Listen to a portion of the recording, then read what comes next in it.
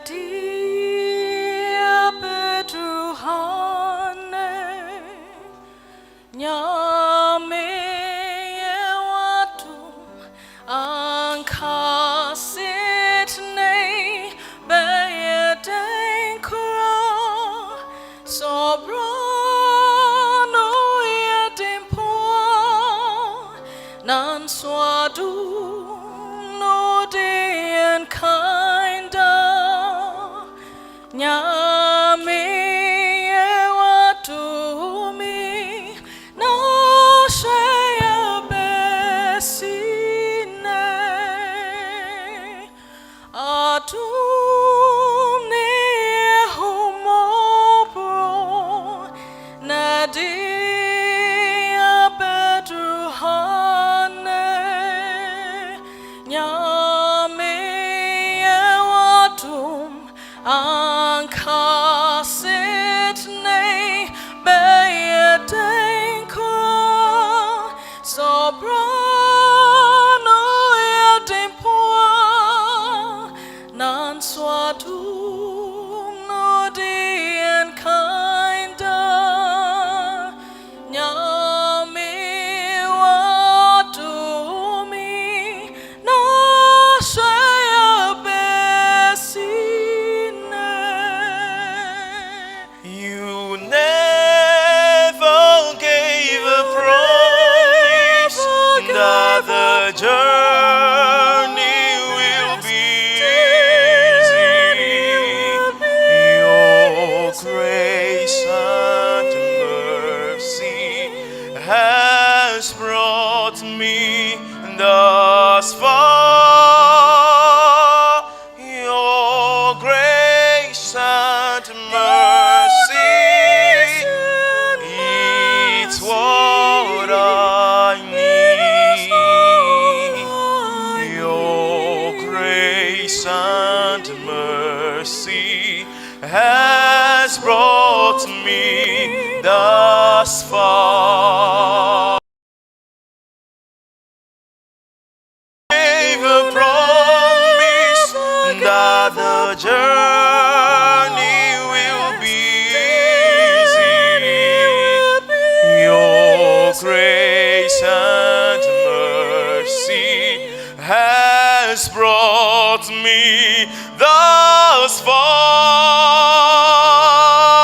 Your grace and mercy,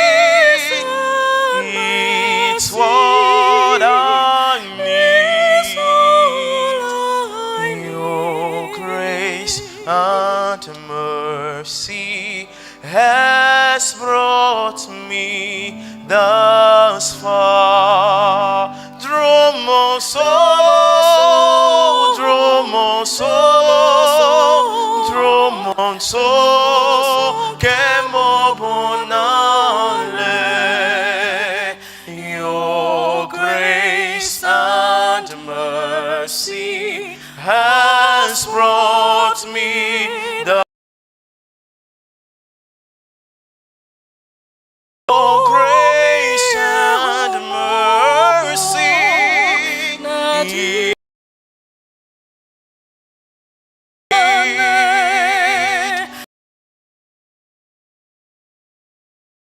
Mercy has brought me thus far.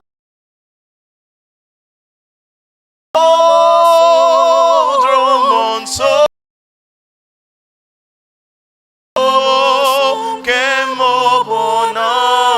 Kemobonale.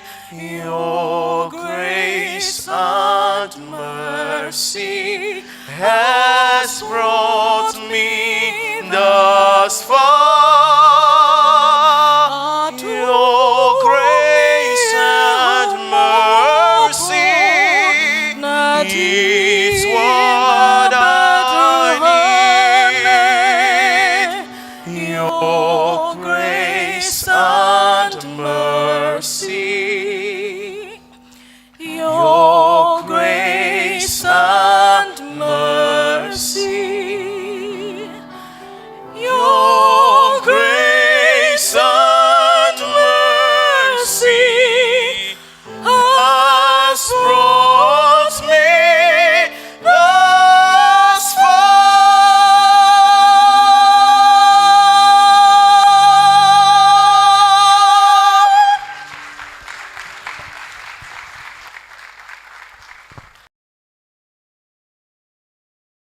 Mercy, as well as Gilbert. Let's do it for them one more time for that beautiful rendition.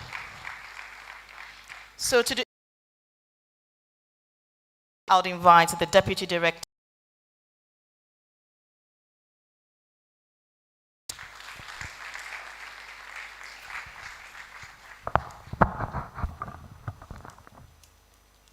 Thank you very much. Prof. Chair, and I introduce the keynote speaker for this morning. Good morning. Our keynote speaker is an associate professor of applied and computational mathematics at the Kwame Nkrumah University of Science and Technology. He is an Erasmus Mundus scholar with over 15 years of experience in computer vision and scientific computing. He has served as a principal and co-principal investigator for many grants from several funding sources, including the World Bank, the National Institute of Health, USA, the Fogarty International Center, and the Norwegian Academy of Science and Letters and Petroleum Geoservices. Our keynote speaker is the lead scientist for the by NUST,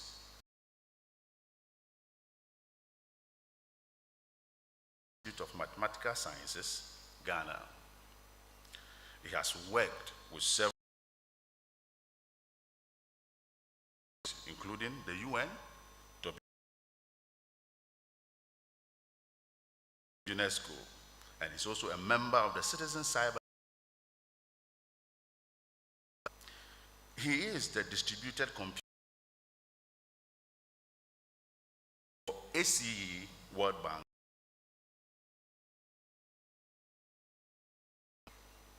He has trained several postgraduate students, including 28 PhDs.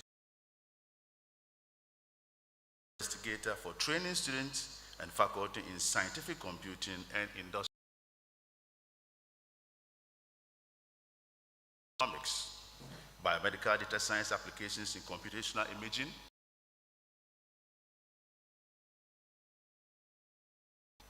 he has publications and research exhibitions in high-performance computing, fractional and stochastic differential equations, reservoir simulations, human identification and recognition, and wavelets, traffic and fleet modeling, complex energy constraint modeling, environmental resource modeling, complex financial modeling, and computational genomics.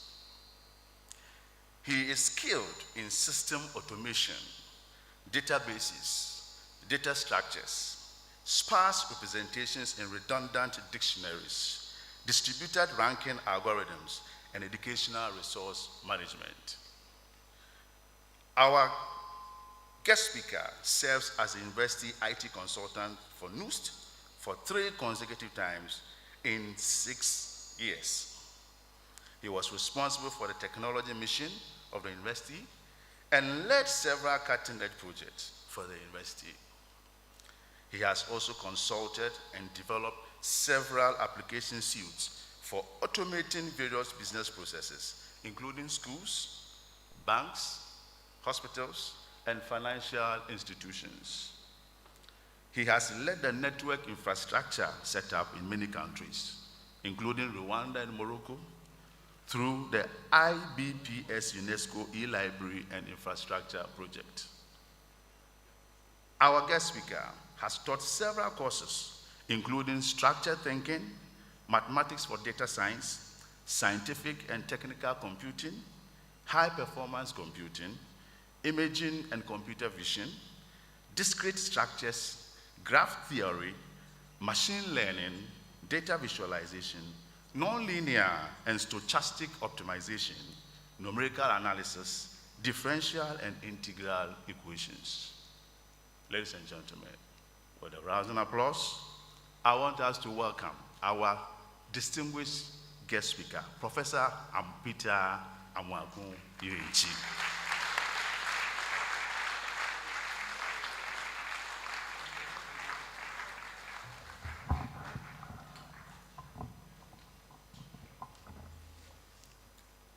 Good morning.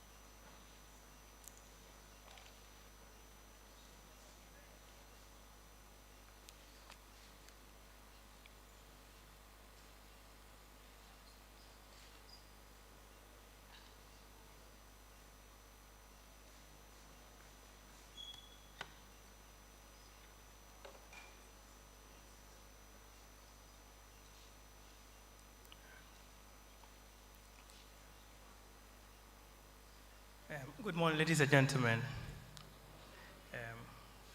Professor, Vice Chancellor, with your permission, I would like to stay on the same protocol as you mentioned.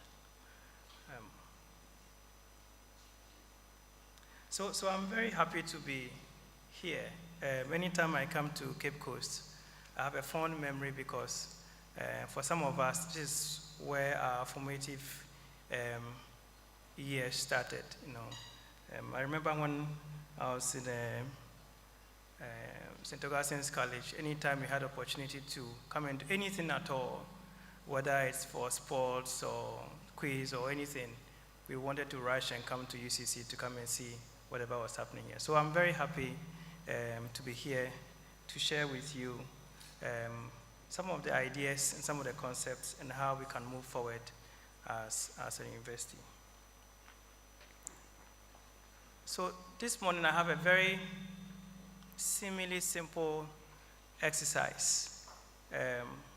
It seems simple because this is the talk of the day, and there's enough information for us to be able to use to deliberate on. The theme for this year, as has been mentioned, is artificial intelligence for innovative research and sustainable development. I'm a mathematician, so anytime I'm giving anything like this, I just have to find a way to break it down in a form that would make me be able to appreciate it. Anytime you are giving a statement, it's very difficult for you to think unless you do something with the statement. So for example, if I just said, I'm a Ghanaian, the two things can you just said, okay, that's it.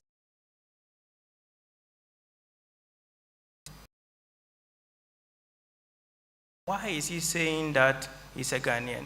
What was he thinking? If when you have a statement,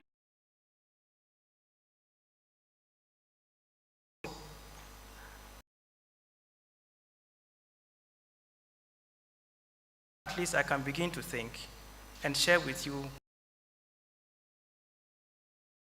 Main question, one is in threefold, but just the same.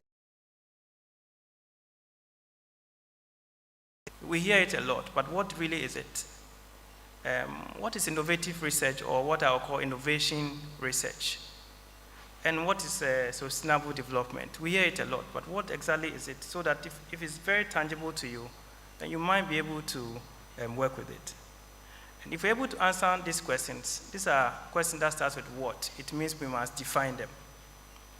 Then the last part of the question, which is the second part, is how can we utilize artificial intelligence to conduct our research in order for us to achieve the so-called sustainable development. So this is all I want to share with you today. Maybe I should just get down since you have all the answers. Oh, all right, okay. So I will attempt to define them. And when it's a definition, you have to be very careful the way you say it. You can't miss anything out of the definition, otherwise it will be wrong. So the first one, artificial intelligence. Please don't tell anyone, it's just overrated. This whole artificial intelligence is just a way that we we want to be recognized, but it's not that a big deal. Artificial intelligence is something we have been doing for a very long time as humans. We are always looking for proxies to intelligence that we always exhibit. So to attempt to define it, I would just say it's a simulation of a natural, intelligent processes.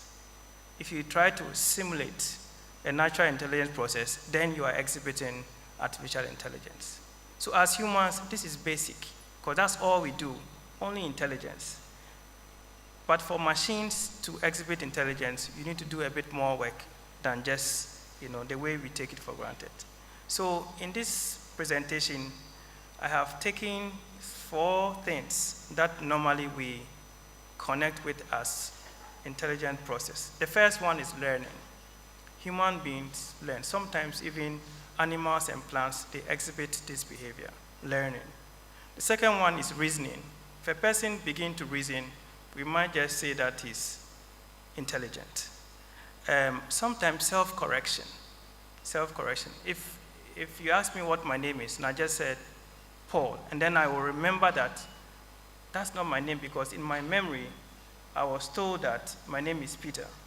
So I would just self-correct myself and then just say that, no, I'm sorry, my name is Peter. People who are intelligent, things that have intelligence, those that have memory, they're able to self-correct themselves. Then the last part is what is making a lot of noise these days, creativity. And for creativity, it means that you pick up something and then you generate an output. I'll discuss that in detail very soon. This so-called artificial intelligence is very disruptive. We call it a disruptive technology because it's able to change the way society behaves almost momentarily. And because of that, it serves as an enabling technology that can promote development. And today we are discussing not just development, but sustainable development. So learning. What is learning as far as computing is concerned? What is learning? We take it. So it's very basic, but for computers it takes a bit. Learning, it just means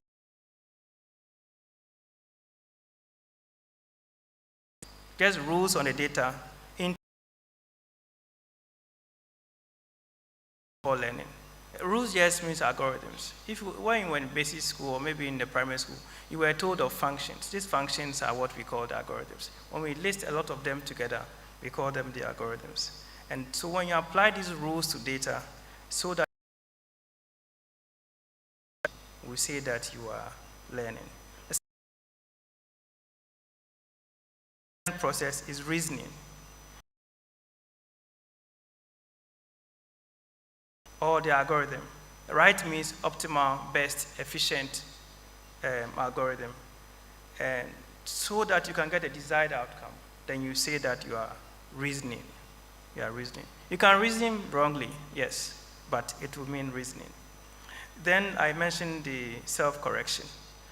If you continuously fine-tune what you are saying, so like I was just trying to explain to you, I start speaking and I realize that I was wrong, so I go back and then go and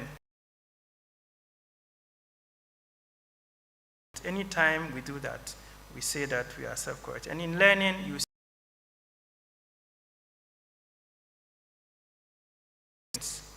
by incorporating an information and generating, you are creating something, and that is called creativity. So our friends in art, you give them wood, ordinary wood, they can carve out anything. I mean, it's same wood, but it looks very different because they have created something out of the wood. So how do we do this AI thing? AI systems just work by, ingesting or submitting large amounts of data, normally trained. Then we will perform some analysis on this data and generate correlations. We'll try to link up all data in detail. And then we study the patterns that comes out of that data. And sometimes we make predictions out of that. Human beings are very interesting. Anytime we're able to see the future 1 second away, we call it wonderful. So if only you can tell exactly what is going to happen at 12 o'clock, you are happy. This is why people are happy with, artificial intelligence, because sometimes it can tell us what we don't know. It can tell us what is in the future. And once it begins to do that, we are very excited about it. So predictive models, predictions are part of the things that human beings want. And it appears that these so-called AI models are able to do it much better than the previous models we used to work with. The second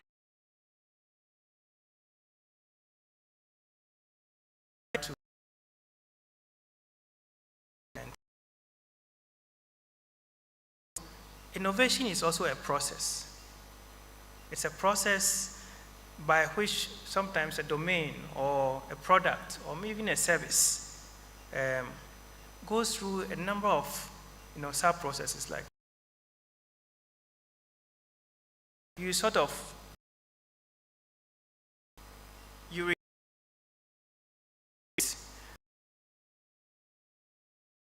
then you are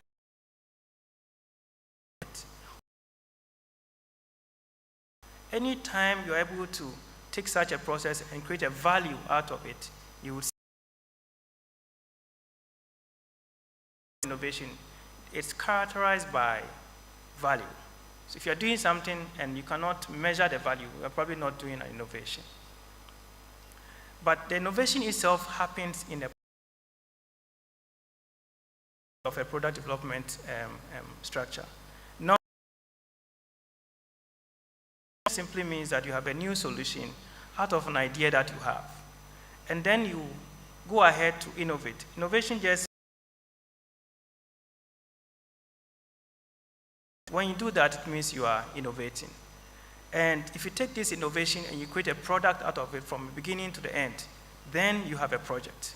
And eventually, what you do is that you try to disseminate this project. You diffuse it, you take it out, you sell it to other people.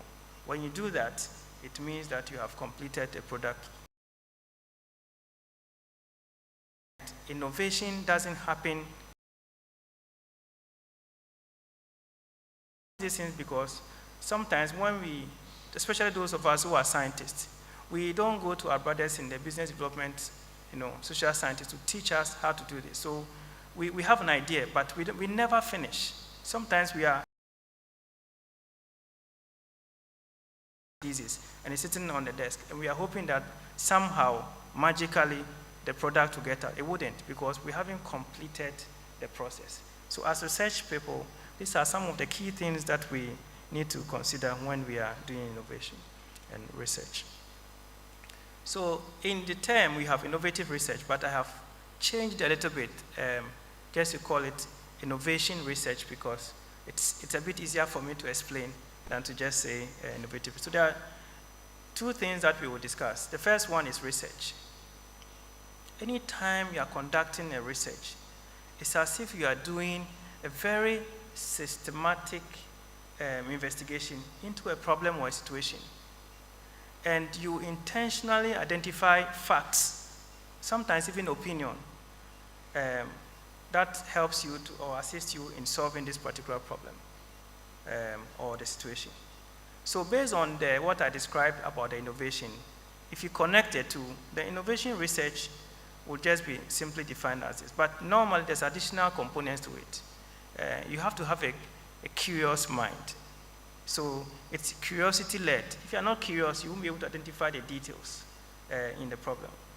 Normally, it's also open-ended in nature. It means that even when you finish, you still can go back and improve upon it, and upon it, and upon it, and upon it like that. So, but innovation research is also a process. It's also a process. And what we do is that we challenge ourselves to try and understand the current understanding of an idea.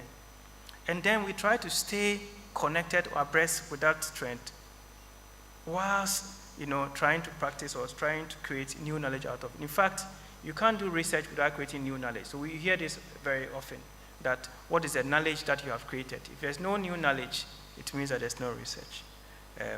Some of us here are very familiar with these concepts, but today is a very special day because we have younger people who are now going into the research. And sometimes it's important for us to understand how to go about these processes so that we align them properly and get the right funding for it. The next part is development of like I said, I have to break the theme down into all these pieces, and then we can string them together when we are done and see how to go. So development is also a process. And basically what it does is that it creates growth, progress, and sometimes change, but we prefer the positive change part of development. And in addition, after you have done all this growth, sometimes there's an additional attachment, whether physical, economical, environmental, or sometimes even demographic components attached to it. So someone can just drill water from the ground to drink. Another person can add a component to it, like a mineral, to make it even better for you to be able to use it and drink it. When you do that, it means that you are developing that product. So developing a product can be negative sometimes. But what we are discussing today is towards sustainable development. So what is it? When does the development become sustainable? Development becomes sustainable when it meets the needs of the present and without promising the ability of future generation. So you want to do something today, but you want to make sure that whatever you do now, tomorrow it will still be what? Useful. Sometimes, how do we say it in our local language? Is that not it? Yeah. You do it, you think about only yourself, you get something out of it, but you are not thinking about tomorrow. Anytime you do any development, no matter how good it is, if it's not future-proof, it means that it's not sustainable. So in the UN arena, people have come out with what they call the 5 Ps. Whatever you do in terms of development, you must make sure that it affects people positively. You must make sure that same thing, not just one of them, that same thing, it must make sure that it affects the planet positively. Whatever you do, someone should be able to partner with you to improve on what you have done. And you must, whatever you do in terms of development, you should promote peace. And above all, you should be able to get prosperity out of that, what we call the value. The 5 Ps, if you get them aligned with your development, it means that your development is what? Sustainable. It means it's sustainable. So we've all heard about the SDGs, but it's very difficult to just say these things unless you go into literature and find out what is it that human beings say is sustainable. So I think we all know this, that in 2015, the world decided to set up 17 goals and 169 targets with 3 pillars: economic prosperity, social inclusion, and environmental protection.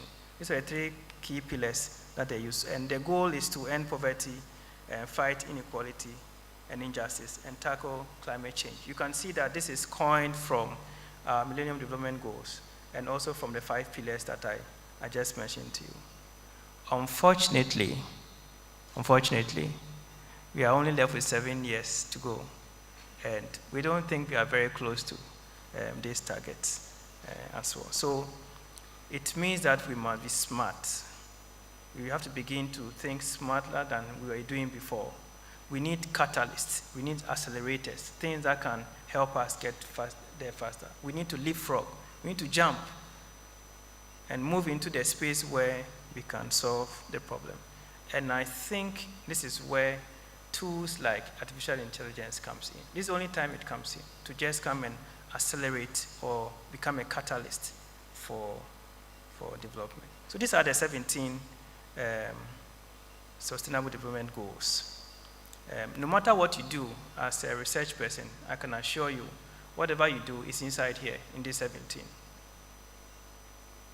So it's important that whilst you are thinking about your next research, see where it aligns so that whatever you do become sustainable by default. All that work has been done for you. So align your thinking with these goals, then you'll be able to do it. Normally there's a small space here at the very end that allows you to put something there yourself to connect all the pieces. And in this particular presentation, I have put the wheel there. The wheel is the one that connects all the 17. And inside it, is a symbol for artificial intelligence. We want to use that one to help us deal with this sustainable. We are in the university, so we always have to operate within the umbrella of the university. The university by default, it's as if those committees that were set up, they were just thinking about the university when they started.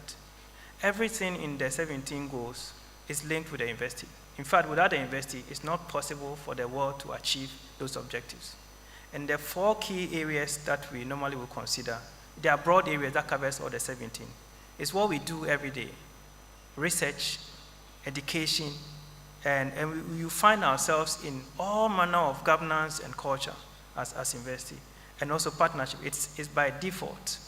Especially in Ghana, we have 3 key areas that we assess ourselves, and it's all parts of this process. So once you become a university, you don't have a choice but to align all your mandates and your vision with this sustainable goal, so that you can, because you're already doing it, you just have to align them so that you can count them when you are presenting your case.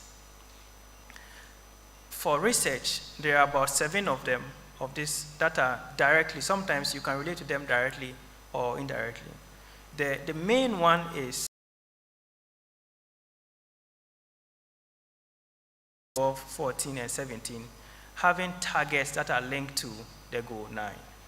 And I would like to just explain a few of the terms in it. The 9th one is to build resilient infrastructure to promote sustainable and inclusive industrialization and foster innovation. It's a mouthful, I get it.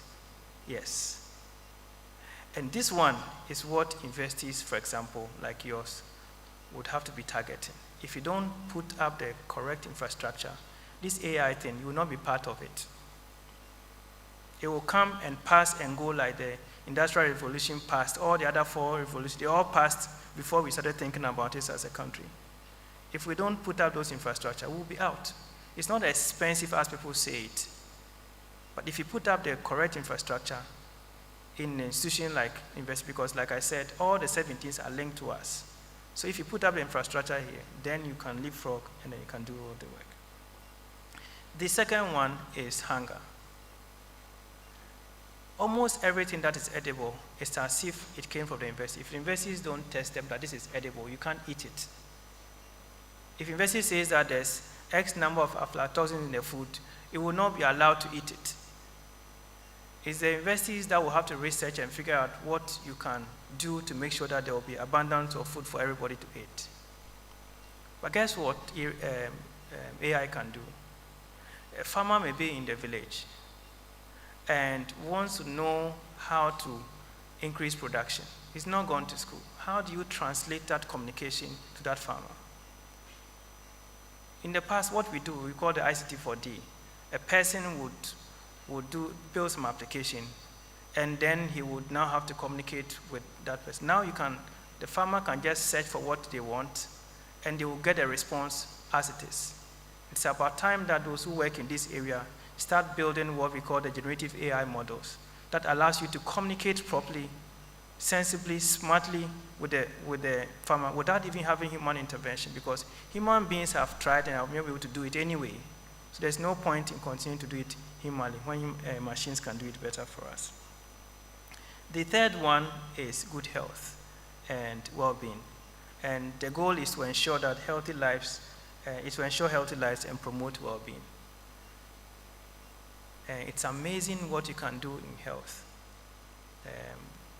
I've been doing some of this work for some time now, and I was surprised that my background is just mathematics, and what is possible from a non-medical person into medicine. It's amazing. I don't know how the hospital in UCC is, but I suspect it's the same like everywhere else. When I enter a hospital, sometimes I feel very sad, because by the time it gets your turn for the doctor to see you, if you're not dead at that time, I don't know when you will die. Yes. But there are so many of the processes that does not require human intervention. Yes, we need a doctor, but so many of the processes that we can, especially for Ghanaians, especially for Africans who have difficulty in medical care, can use AI to be able to extend these processes for us. And so those of us who are working in this area, I'm throwing a towel to you to begin to think about better health outcomes using AI models, because it's that simple. It's been done. It can be done, and if you want, you'll be able to do it following this process. The next one is affordable and clean energy. We can't function without energy.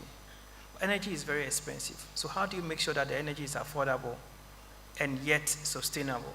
How do you make sure that when you go home, you'll be able to use the power, the money that you have, to have enough power in your house? How do you even know that tomorrow it will rain or not rain? Assuming you bought a solar panel in your house, how do you even know that the solar panel will be adequate for you for tomorrow?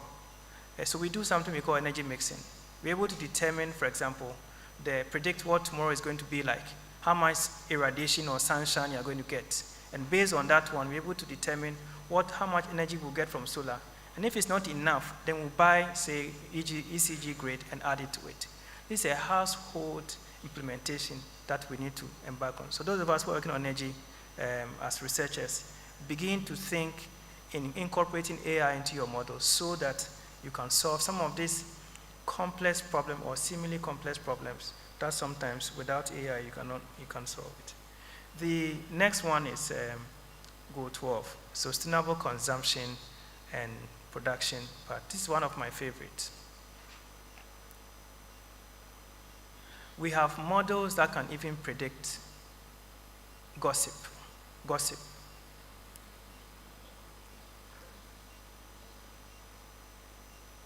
So we use them in market surveys. You're going to do an advertisement. How do you know that the advert you are going to make, how far it's going to go before people decide to forget about it? Is it going to be 2 weeks, 3 weeks, 1 month, or in 2 days it would end?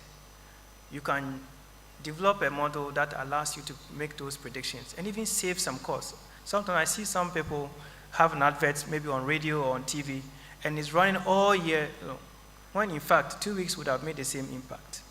You need models like this to help you do that, and we have AI models that helps us to do some of these problems. These things I'm listening to you, don't think it's too far from us. It's not. In fact, this AI is as if it came for people like us, people in Africa that are a bit behind in terms of these processes. It's not meant for those who are developed. It's for the underdeveloped. And as researchers, like I told you, we are the only ones who can solve this problem. So if we begin to think about them, we might be able to solve them before time. The last one is very basic, it's partnership. Universities thrive only on partnership. We don't exist in isolation. So the way we work is that even these days, when you write a paper, it's just you, nobody wants to listen to you. We want interdisciplinary, multidisciplinary processes. So it's default for us to be able to implement it. And as researchers begin to think about the next guy, sometimes people wonder whether I'm a mathematician or a medical person or engineer or something because of the collaboration that we have. But all I've done in my life is to do the mathematics. But I collaborate with the other people in the other areas so that together we address the problem that we want to solve. So the question was, how can we utilize artificial intelligence to conduct innovative research in order to achieve sustainable development? Can you guys see what is there? You can see. This is somewhere in a circle. This is a circle. And the problem that I want to discuss is about water. It's not about the things that you're seeing. But what you're seeing now is what affects the water. So Accra, for example, has about 2.6 million people. So if I were to work in the Ghana water and I'm trying to plan for water that is used in a day, the first thing is to think about it, 2.6 million. But it's as if almost half of Ghana gets to Accra every day, and at 6 o'clock, they go back to their destination. So if you use the 2.6 million people, you get all the figures wrong. You need to model the water problem with transportation problem.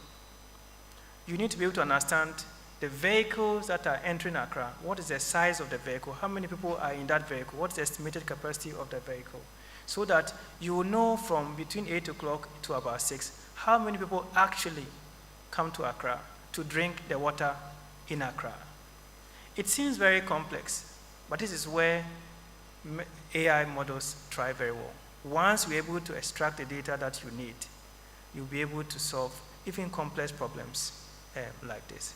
So begin to challenge yourself in solving problems that seems almost impossible. The models like AIs or tools like AI are the ones that helps you address it. People have done this before. A few years back, I was in Cape Town, and they had already estimated how much water was left, and they had begun to ration the water because they had calculated and knew that if they don't begin to ration, at some point they won't even get water again. So when you enter your hotel, there'll be a small bottle in your room begging you to use the water wisely. I don't know whether in Cape Coast we have an idea of when our water, potable water is going to go away, unless we begin to think like the way I'm discussing. The last one, the last example is a very good friend, mosquito. Those of you who are in the medical sector, you know that it doesn't look like we are getting any solution anytime soon. But we also know that about 80% of children under 5 who die in Africa, they die from this disease. It's a very dangerous I know we have all this COVID and all this other. I'm not a fan of COVID because there are more serious problems than COVID, like malaria for us. But until we get a vaccine or any other intervention, there's a need to begin to think about how to reduce or solve some of these problems. And these days, it is this so-called AI model that is going to take us that far. You can model synthetic data, and you can generate mosquito population, water body population, human population, generate all the possibilities, run them, something that will take maybe 400 years computing time. You can get them in 2 days. Run them and get an idea and use that one as your basis for your research. So I guess the point I'm making is that it is very possible to connect your knowledge base with AI to help you build a very sustainable culture.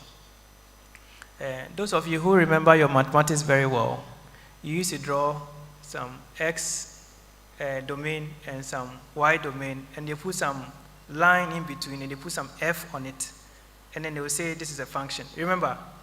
Yes. Oh, some of you have forgotten. You've forgotten. All right. So X is always in the problem domain, and then you have the Y of X, which is in the solution space. The way you do is that you need a function. And this function, or this rule, or this idea, you have to be deliberate about it. You have to have a deliberate plan, and you have to act, and you have to act fast. Otherwise, you will not be able to reach your solution space. So ladies and gentlemen, this is what I have for you today. Thank you very much.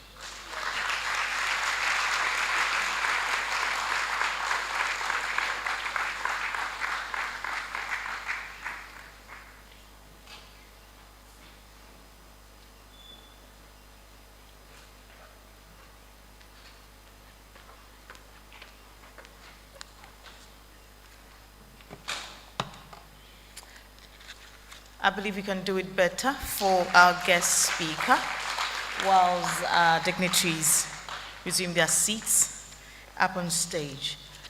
We'll take another musical interlude, and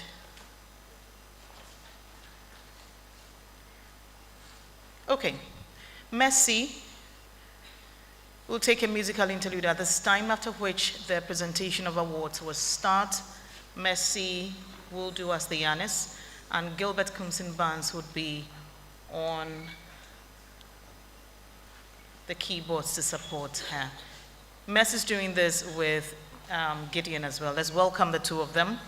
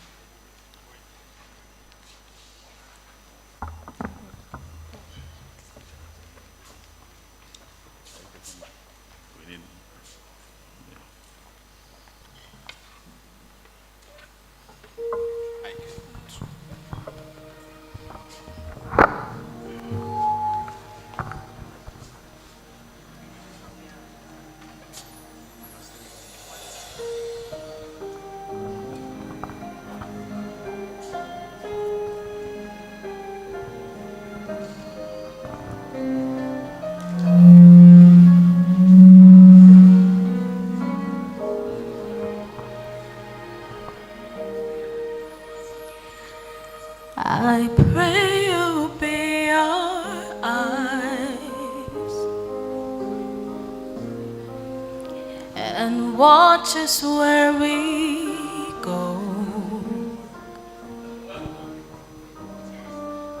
and help us to be wise in times when we don't know. Oh, let this be our prayer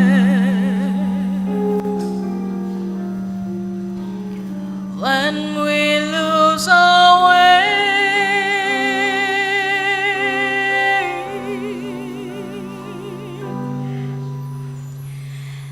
Lead us to a place, guide us with your grace, give us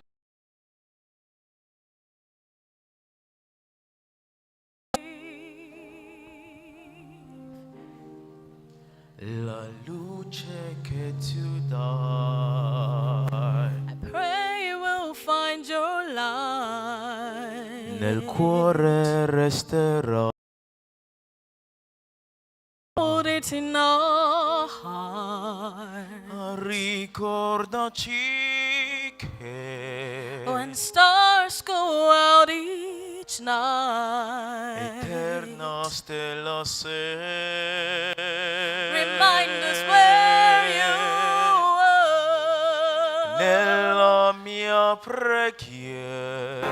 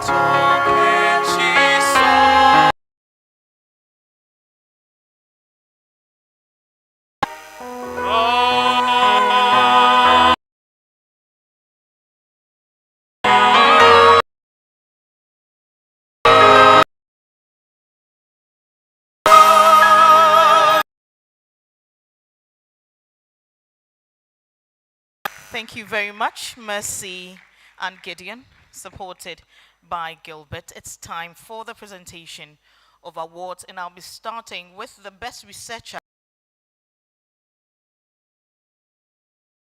Him, please.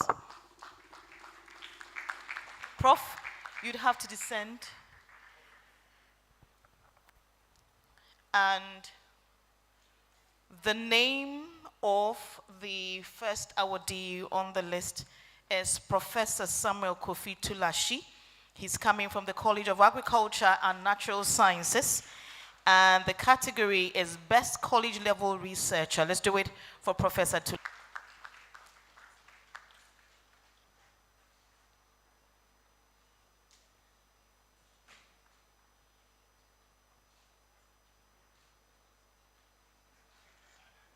That's quite a huge check. Let's do it for Professor Tulashi once more. Let's welcome Dr. Peterson Owusu Jr. from the College of Humanities and Legal Studies, Best College Level Researcher. Let's do it better for Dr. Peterson Owusu Jr.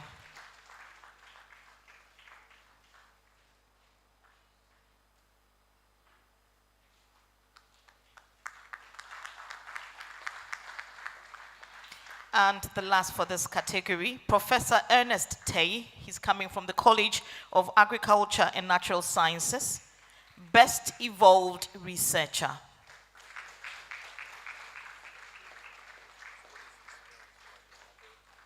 So our gentleman is receiving the award on behalf of Professor Tay. Thank you so much.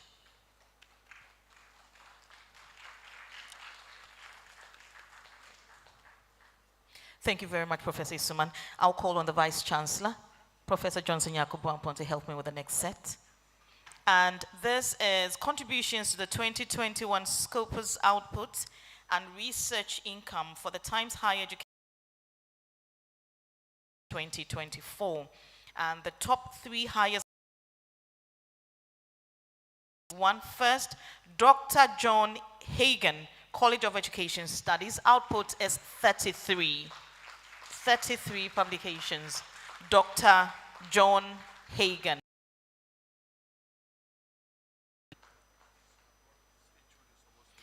So his head of department will take the award on his behalf because he's not here with us. So we've had the head of department here. Okay, he's approaching. Let's welcome him with a round of applause.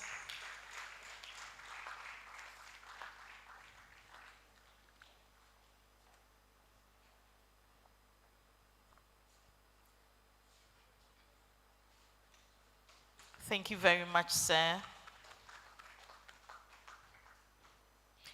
The second, Professor Anochi Mohammed Adam from the College of Humanities and Legal Studies with an output of 20. Let's do it for the Provost of the College of Distance Education, Professor Anochi Mohammed Adam.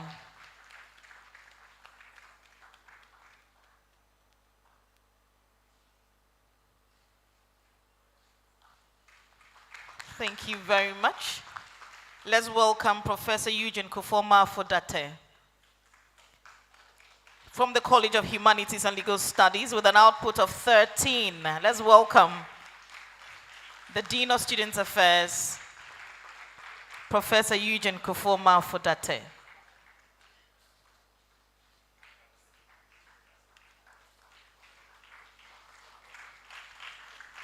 So for the third position, we have two.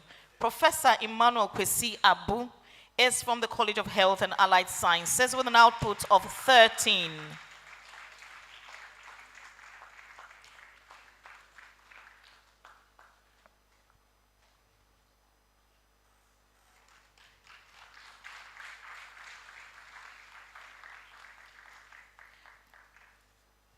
Pardon me, there are 4, not 2 for the third position. Artificial intelligence, ability to correct yourself, as you just said. Okay, so for the third position, we welcome Professor Philip Nate Goleku, College of Health and Allied Sciences, with an output of 13. Professor Goleku. Do we have somebody to pick it on his behalf? Anyone to pick it on his behalf? Anyone from the college to help us with? Right, let's welcome Doc Ayamfo.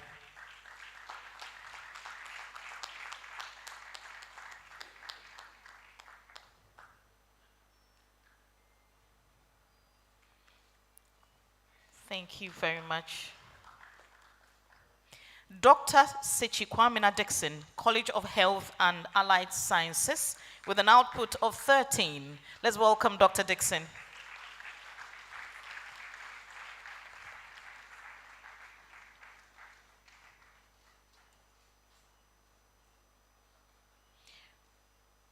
Thank you very much. Thank you very much, Prof. We're grateful.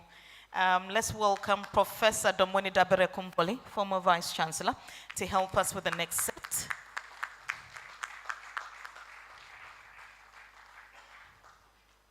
The top 3 highest citations 2021. And the first, Professor David Taiduku, College of Humanities and Legal Studies, with an output of 8,882.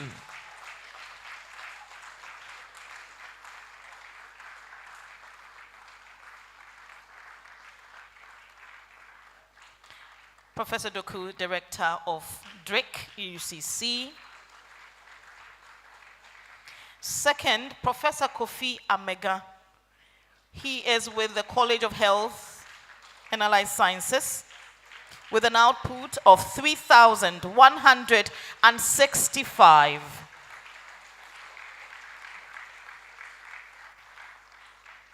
Professor Kofi Amega. Thank you. Third, Dr. Nicholas Echo Thumford from the College of Health and Allied Sciences with an output of 461. Let's welcome him, please.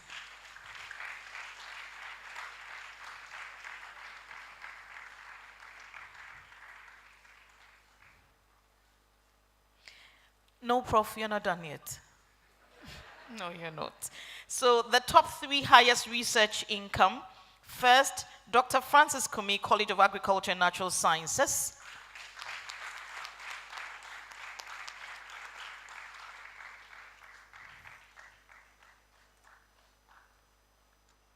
Professor Kwame J. Frimponkam, Second College of Agric and Natural Sciences.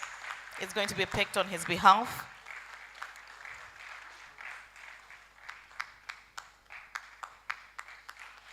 And third but not least, Professor Michael Edu, College of Agric and Natural Sciences.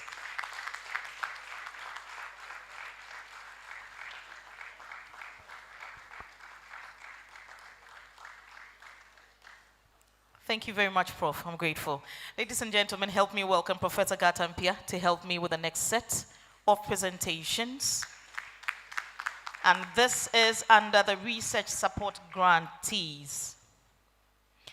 So for the category or name of grantee is the interdepartmental, and Dr. Dubois Asante, Dr. Isaac Tebri Hene, and Dr. George Yao Haji from the College of Agric and Natural Sciences.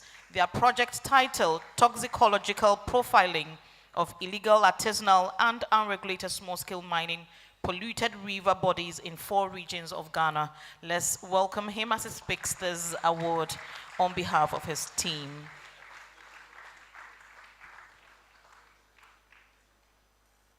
From the College of Distance Education, project title, Exploring Gender-Based Differences in Engagement and Interaction in Postgraduate Online Courses. Welcome Dr. Valentina Akofo and the other members of the team, Dr. Monica Fosukranting, Dr. Emmanuel Athanyako, Dr. Kweku Anshre Befi, and Dr. Nelly Abedu.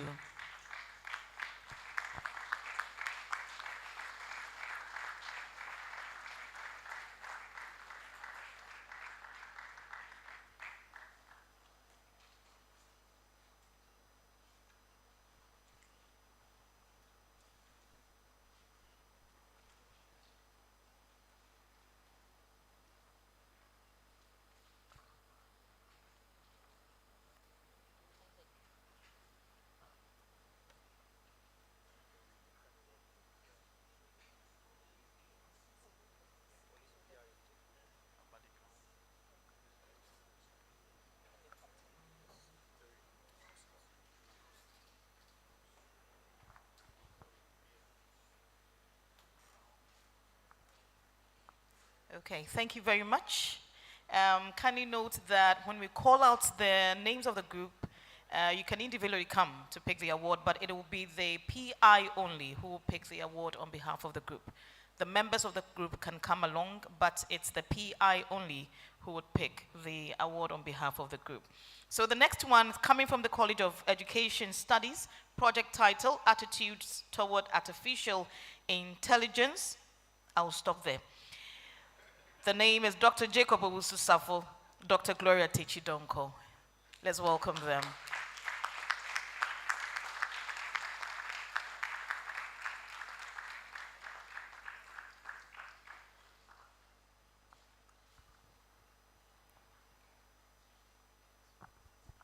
Project title, Snake Bites Epidemiology, Lived Experiences and Management Trajectories in Communities Fringing the Kakum Forest Conservation Area, from the College of Health and Allied Sciences, Dr. Derek Anamale Tuwaire, and Professor Mauli Jacobo, Dr. Robert Baini, Dr. Justice Deikuma, Dr. John Kuku, Awuno Williams are members of the group.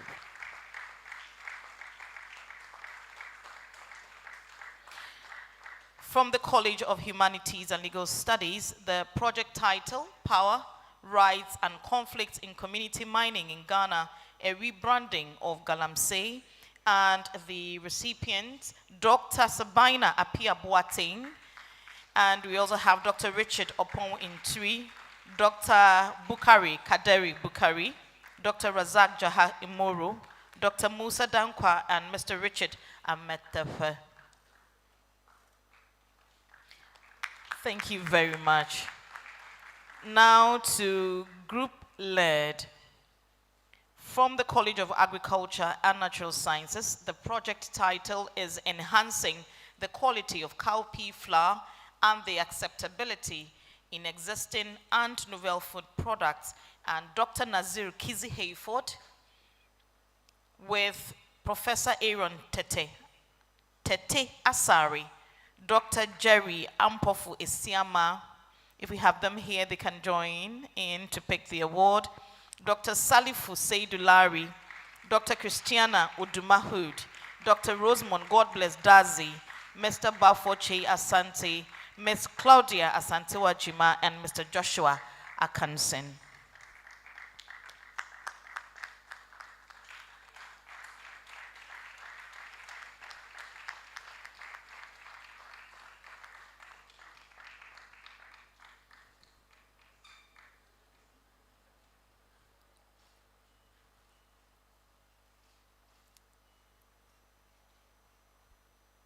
Thank you very much.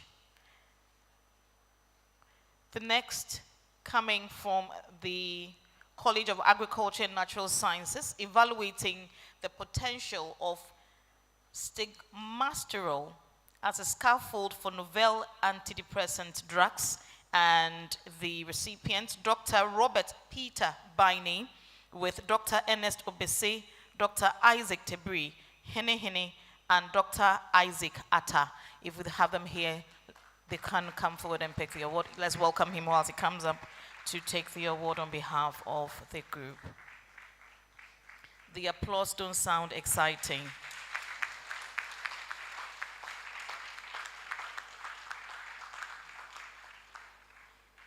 Thank you very much, Prof. We're grateful.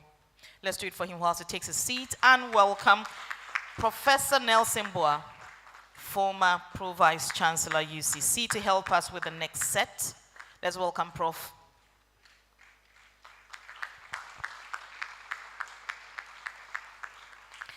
So the next goes to Dr. Richmond Afuakwa, Dr. Isaac Ochri, Ms. Dorcas Na Odale Ablate, Mr. Francis Tambo, and Mr. Maxwell Abedi, and they're coming from the College of Agric and Natural Sciences, qualitative forensic analysis of eyes used by fishermen to preserve fish at sea. Let's welcome them.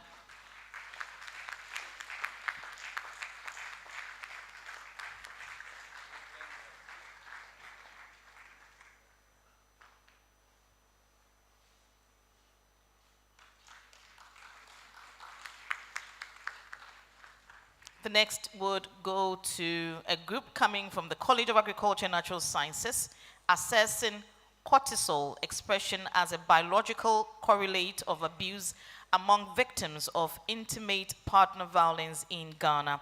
Dr. Abdullah Mumuni Yusuf with Dr. Charlotte Omane Kwache Niakong. Let's welcome them.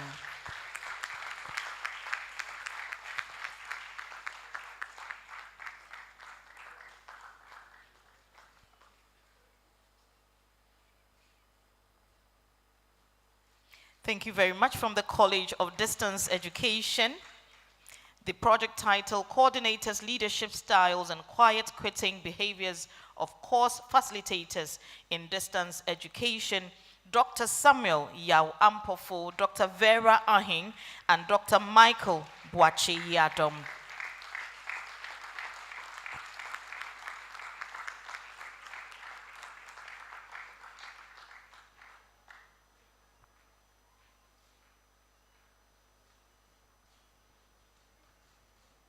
Congratulations, thank you very much. The next is also coming from the College of Distance Education, College of Education Studies. Now the project title is Developing College Pre-Service Teachers' Pedagogical Competencies, an investigation into mathematics and science teaching prospects with PhET simulations. And Dr. Elizabeth Dakon Ej, Dr. Japheth Kwesi Osiakwai will pick this award.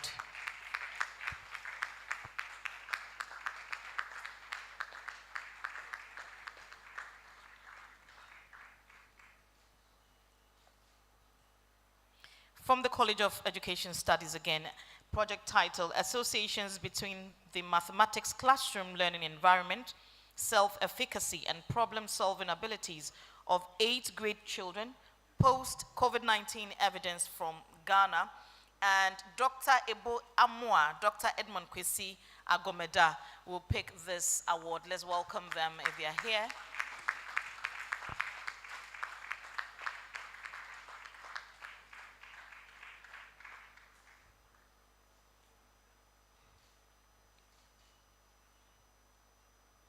If Dr. Agomeda is here, he shouldn't go far because in the next one he's also representing. The project title is Examining Teachers' Behavioral Intention and Engagement in Professional Learning Communities in Ghana, Application of Theory of Planned Behavior. From the College of Education Studies, Dr. Edmond Kwesi Agomeda, Dr. Letitia Bosu, Dr. Prince Yeboah Asari, and Dr. Ebo Amwa.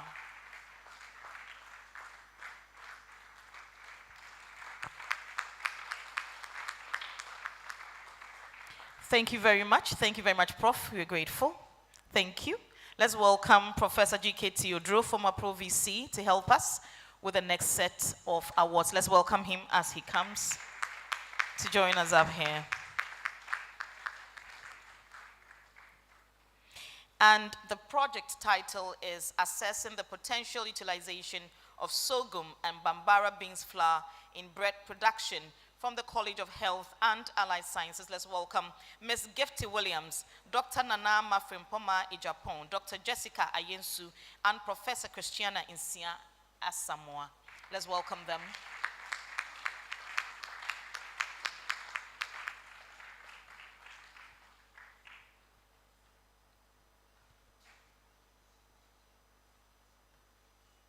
Thank you. From the College of Health and Allied Sciences, the project title is Molecular Study of Klebsiella. Okay, that's it. The awardees will be Dr. Prince Amwa Bani and Dr. Cynthia Ayefumi Adinote.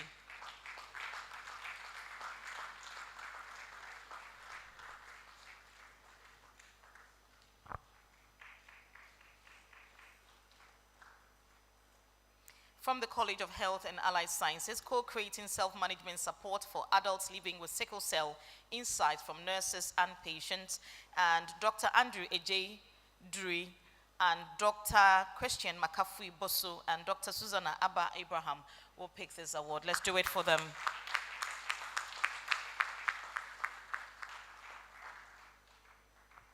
Thank you. For the next, no, Prof, you're not done yet. From the College of Health and Allied Sciences, the project title is Digital Health Technology Utilization Among Nurses in Public Health Facilities in Cape Coast, Metropolis, Ghana.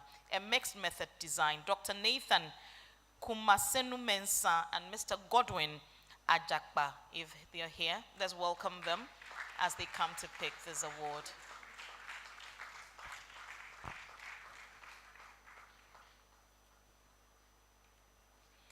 We can do it better for him.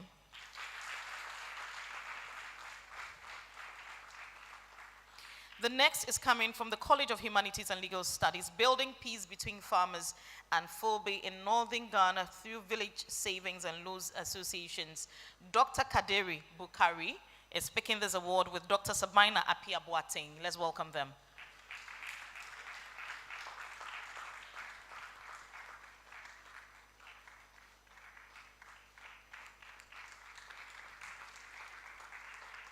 The next, College of Humanities and Legal Studies, the project title, Towards Ensuring Inclusive Education in Ghana's Higher Education Institutions, an exploration of university responses to LGBTQ+ issues. Welcome Dr. Amanda Odoi and Dr. Ernest Akon.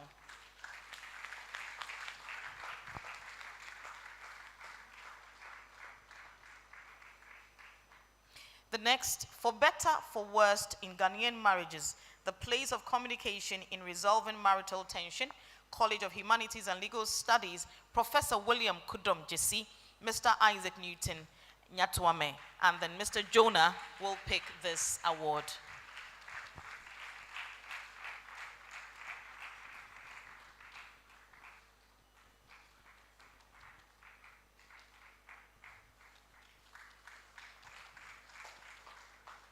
Thank you very much, Prof. We're grateful. Thank you. Let's welcome Professor Dora Francisca Dubando, former Pro VC UCC, to help us with the next set of awards. And this is under the individual category. Dr. Francis Kumi, coming from the College of Agriculture and Natural Sciences, project title, Development and Evaluation of a Double-Row Maize Planter for Smallholder Farmers. Let's welcome him.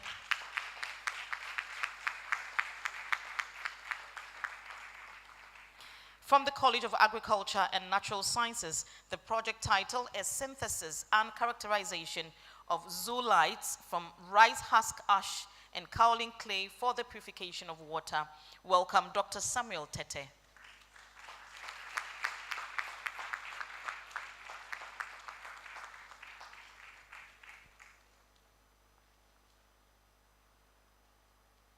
Let's do it for him whilst he picks the award. The next, from the College of Agriculture and Natural Sciences, the project title is Victims in Ghana's Criminal Justice Process, Exploring the Experiences of Domestic Violence and Robbery Victims in the Central Region. Dr. Charlotte Omanekwachi Nyakon. Let's do it for her.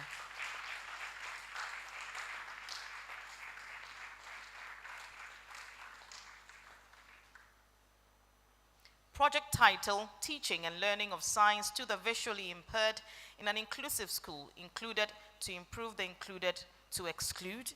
This is from the College of Education Studies, Dr. Kofi Achiang Owusu. Let's welcome him.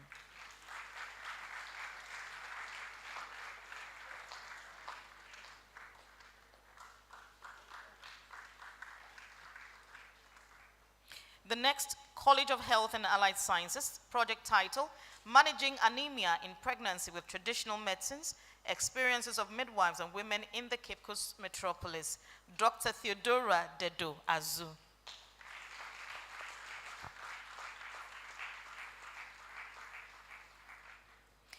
The next award has the project title, What I Requested and What I Got. Microbial contamination of yet to be approved herbal medicines on the Ghanaian market, from the College of Health and Allied Sciences, Dr. Daniel Obey-Mensah. Let's welcome him.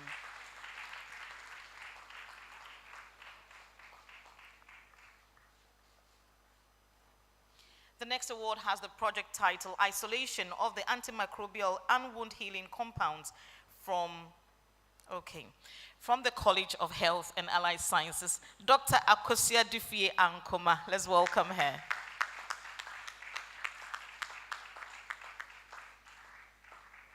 Do we have Akosia here?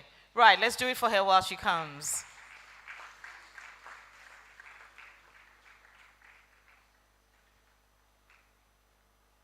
Please warm her up as she comes in.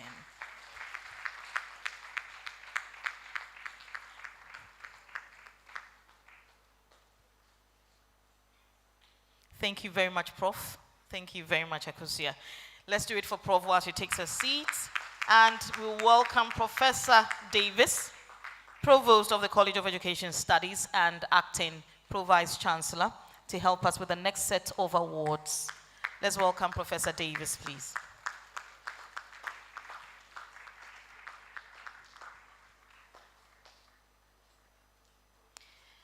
Dr. Mabel Enim, College of Humanities and Legal Studies, and the project title, Morphodynamics of Marine Plastics Debris and Beach Sediment Along Selected Beaches in the Central Coastline of Ghana. Let's do it for her.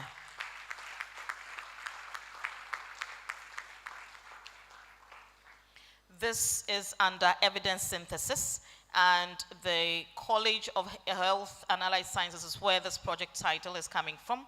Evidence synthesis evaluating overweight and obesity among people treating HIV with antiretroviral therapy in LMIC, a systematic review of meta-analysis. Dr. Kasim Abdullahi.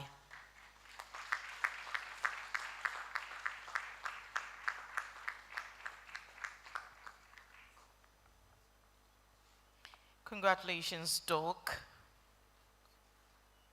Policy and practice oriented, and this is coming from College of Education Studies. The project title is Cross-Industry Assessment of UCC Graduates' Work Ethics and Professionalism. Dr. Christopher Mensah Adosi, Professor Hope Pius Nujo, Dr. Alfred Ampamensa, Dr. Francis Ansa, and Dr. Wisdom Kweku Agbevanu are picking this award.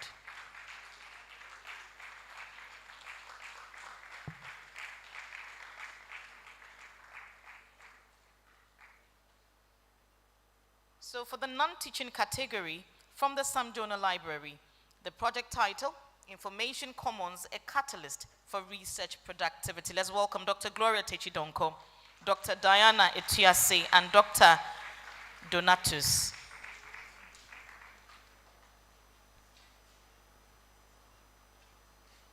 Let's do it for the ladies. From the Sam Jonah Library, the project title, Leveraging Open Science for Collaborative Industry Academia Research Towards Sustainable Development in Ghana. Mr. Theophilus Okran will pick this one.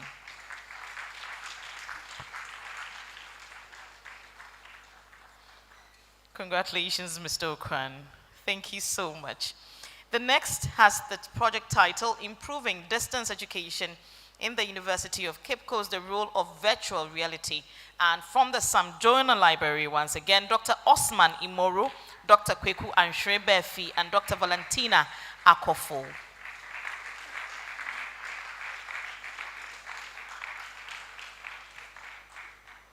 Thank you very much, Prof. We're grateful. Let's welcome Professor Anochi Mohammed Adam, Provost of the College of Distance Education, to help us with the next set of awards. And this is special funding. The college is the College of Agriculture and Natural Sciences. The project title, Increasing Yield, Nutritional Quality, Biological Nitrogen Fixation, and Profitability of Cowpea through Optimized Phosphorus Nutrition. And this is going to Dr. Kofi Atia, Professor Aaron Tete Asari, Professor Kwame J. Frimpong, Dr. Selom Akaba, and Dr. Rebecca Owusu. Let's welcome them.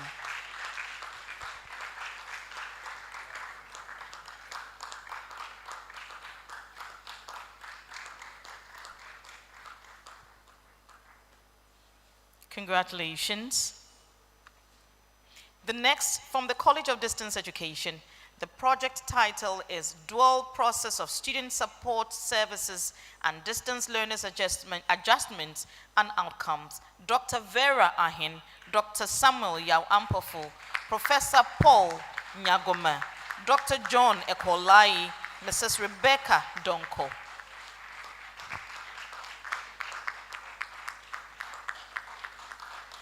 Congratulations to you. The next has the project title, AI Assisted Non-Destructive and User-Friendly On-Site Something Bird Control. From the College of Agriculture and Natural Sciences, help me welcome Professor Ernest Tay, Dr. Charles Amwa, Dr. Kwejo Dompre, Dr. Selom Akaba, Mr. Lawrence Urenchi, and Mr. James Okore. If we have any of them here, let's welcome them to pick this award.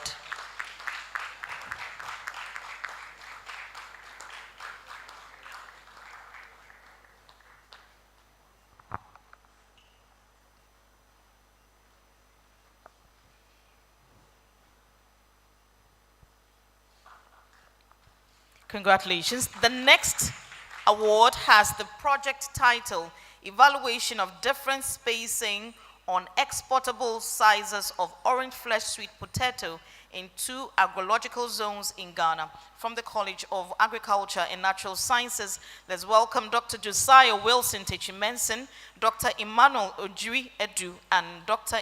Emmanuel Inkum. If they are here, let's welcome them to pick this award.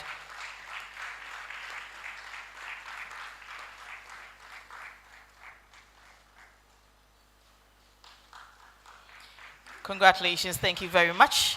Prof, we are grateful, thank you. Let's welcome Ms. Monica Sian, Regional Director of Social Welfare, to help us with the next set of awards. Let's welcome her with a round of applause. And coming from the College of Agriculture and Natural Sciences, the project title is Effects of Malting. Okay, Dr. Levi Yafeto will help us to pick this award if he's here. If Doc is here, right, let's do it for him.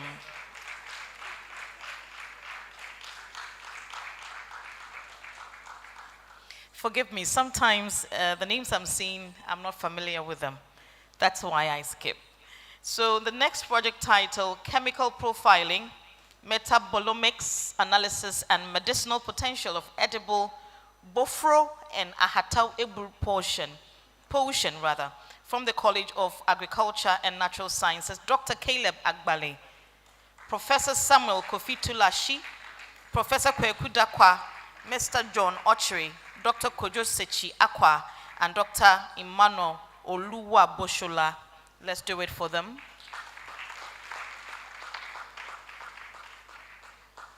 The next has the project title, Adapting a Combinatorial Controlled Approach in Combating and Eliminating Schistosomiasis in 4 communities along the Kakum River.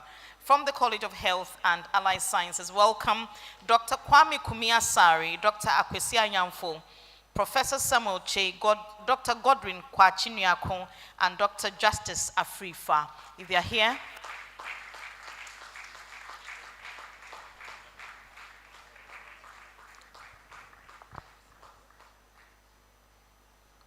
let's do it for them as they pick the award.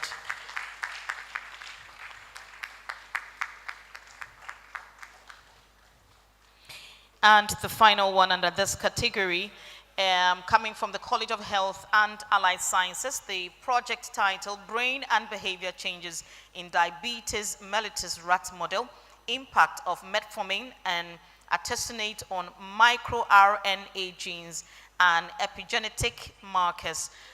Dr. Stephen Kweku Amwa and Dr. Francis Tanam Jangba will pick this one. Let's do it for him once he picks the award. Thank you very much, Mrs. Sian. We're grateful. Let's do it for her while she takes her seat. And we'll welcome our keynote speaker to help us with the last set of awards. Professor Peter Mwako Urenchi, you are helping us with the next set. Let's do it for him whilst.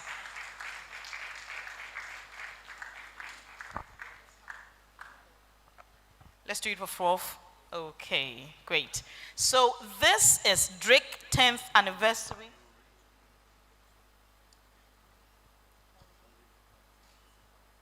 So this is the Drake 10th Anniversary Awards, and it's the Leadership Excellence Awards. And this plug is coming from the Directorate of Research, Innovation and Consultancy, DRIC, Leadership Excellence Award 10th Anniversary. It goes to Professor Johnson Yakubu, Vice Chancellor, University of Cape Coast, and it reads, in appreciation of your hard work, commitment, and foresight that have propelled DRIC through its first decade of existence. As a Vice Chancellor of UCC, you have worked assiduously to support the growth and sustainability of the Directorate. Ayiko.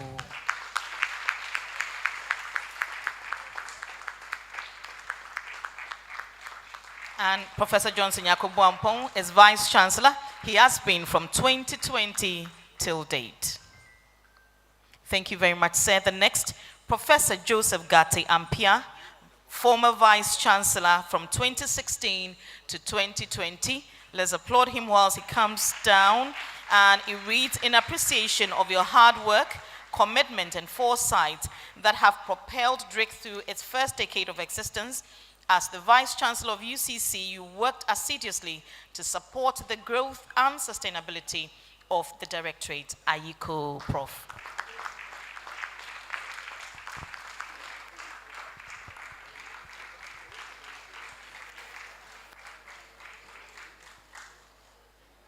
Thank you very much, Prof. The next goes to Professor Domwene Dabere Kumpole. He was also Vice Chancellor from 2012 to 2016. And let's welcome him. It reads, in appreciation of your hard work, commitment, and foresight that have propelled DRIC through its first decade of existence. During your tenure as a Vice Chancellor of the University of Cape Coast, you worked assiduously to transition DRIC from a consultancy unit to the status of a directorate. You contributed enormously to its growth and sustainability. You also championed the institution and funding of the Maiden Research Awards and Grant Ceremony and supported other important activities of DRIC. Ayiko, Professor.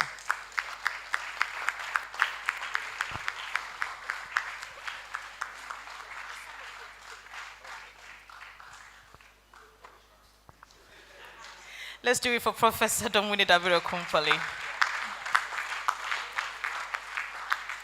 So the next goes to the Pro-Vice Chancellor, University of Cape Coast, Professor Rosamond Boahene, and there's going to be someone who will pick it up on her behalf. Yes, let's welcome the Provost of the College of Education Studies.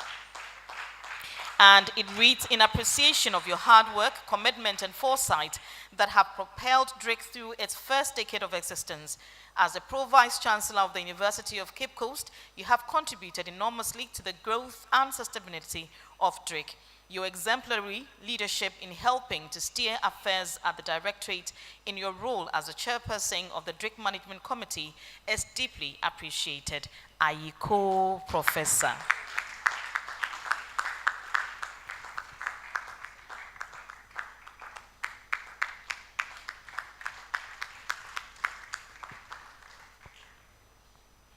Let's welcome Professor Dora Francis K. Dubuando, former Pro-Vice Chancellor UCC. She served from 2019 to 2021.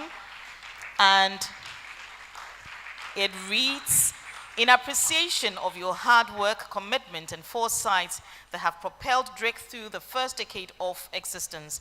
During your term as the Pro-Vice Chancellor of the University of Cape Coast, you contributed enormously to the growth and sustainability of DRIC. You demonstrated exemplary leadership in your role as the chairperson of the DRIC Management Committee. Ayiko, Prof.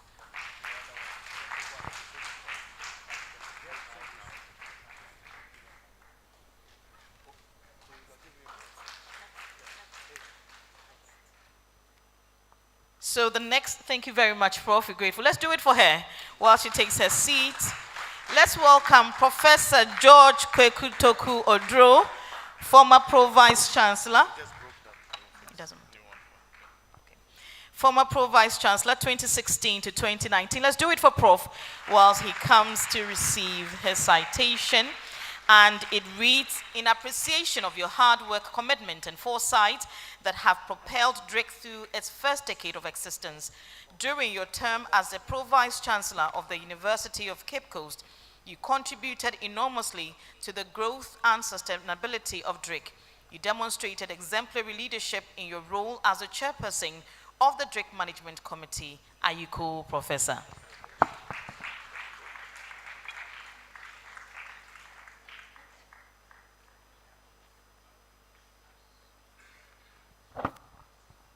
Let's do it for Professor Odro.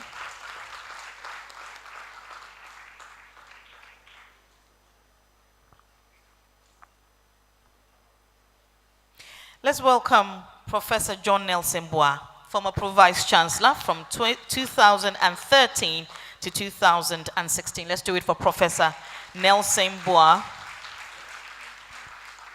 And the citation reads, in appreciation of your hard work, commitment, and foresight that have propelled DRIC through its first decade of existence.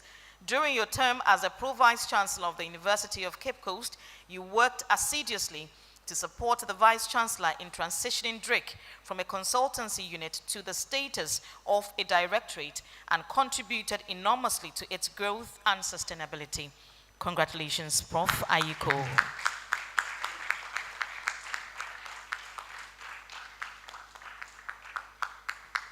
Let's do it for Professor Nelson Bois.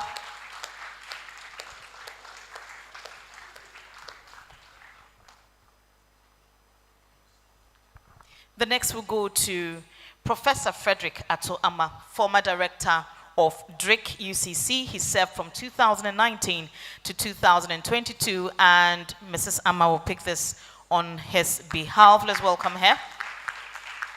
It reads, in appreciation of your hard work, commitment, and exemplary leadership during your term as the director of DRIC, your efforts led to the steady growth of the university's research output and income portfolio. Are you cool, Professor?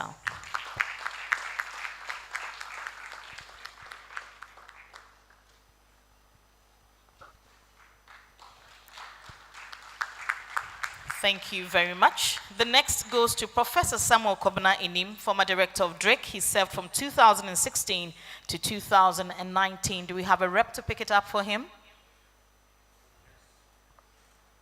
Do you have a rep here to pick it up for Professor Kobna Inim? Professor Mariwa will do that. Thank you very much. Let's welcome him.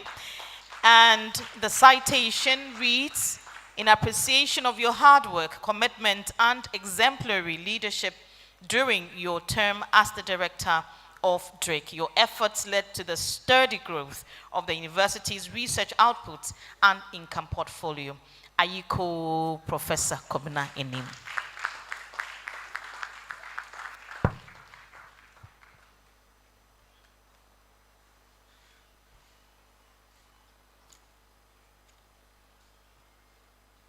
The next is Professor Albert Machiste Abani, former director of DRIC. He served from 2012 to 2016. Anybody to pick it up for Professor Abani?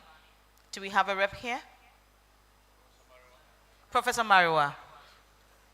So it reads, in appreciation of your hard work, commitment, and exemplary leadership as the founding director of DRIC, you laid a good foundation for the growth and development of the directorate. Ayiko Professor Abani.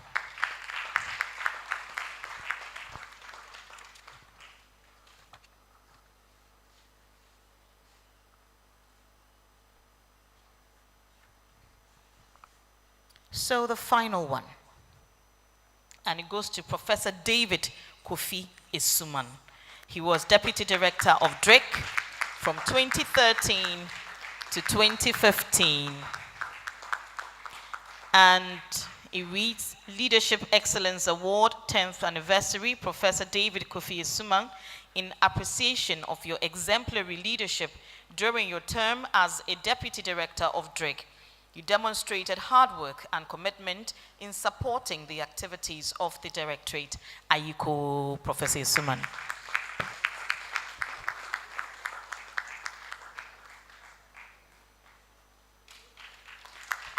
Congratulations, Prof.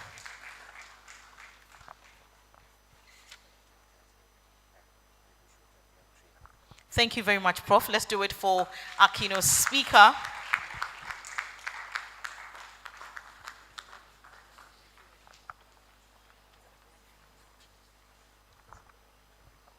So we are gradually getting to the end of this event, and we have already been told that it also commemorates the 10th anniversary of Drake UCC. We would be cutting an anniversary cake pretty shortly, but before that, there is a documentary that we are all entreated to watch on Drake. Thank you. Take a look on the screens.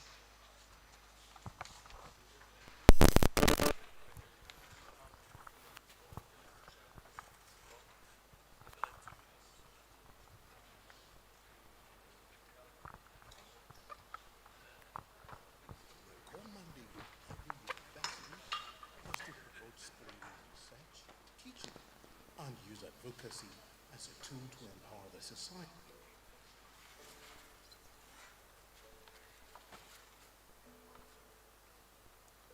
The core mandate of every university is to promote scholarly research, teaching, and use advocacy as a tool to empower the society.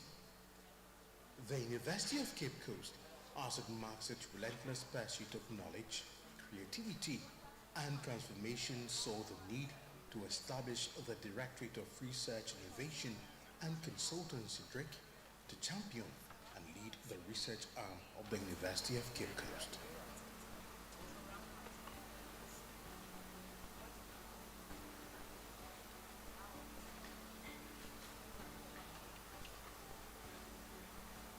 Established in 2013, it was mandated to take over the responsibilities of the then Directorate of Consultancy Services.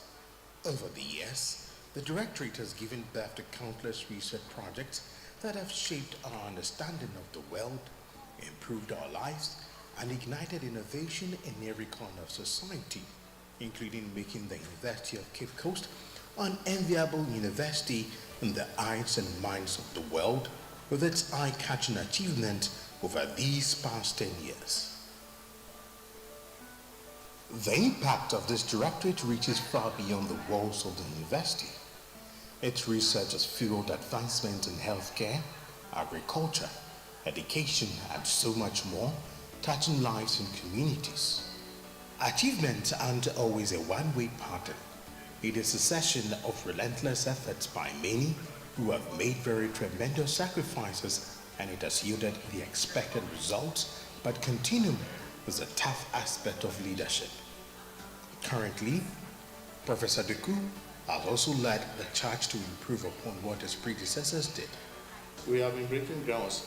Institutions or funders that we've not been able to get grants from, this day we are able to do so. I must say, the first time we've been able to get grants from the National Institute of Health, US, which is a very competitive funder.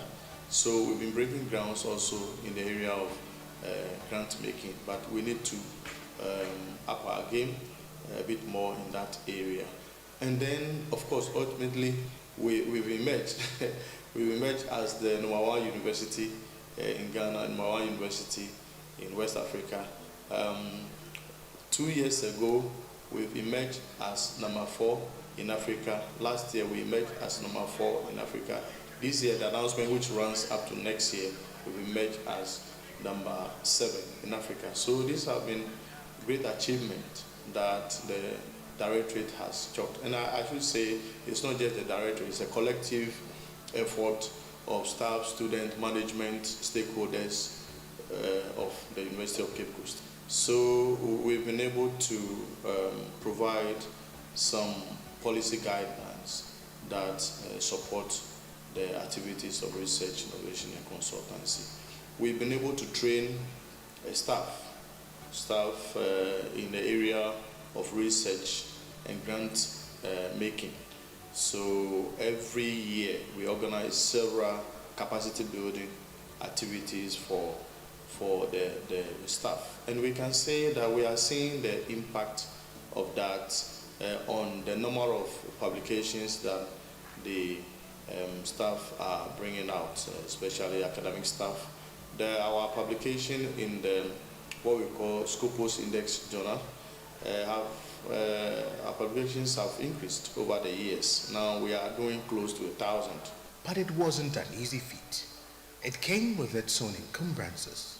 We wish that we have space to provide office and working environment, conducive office and working environment for our staff.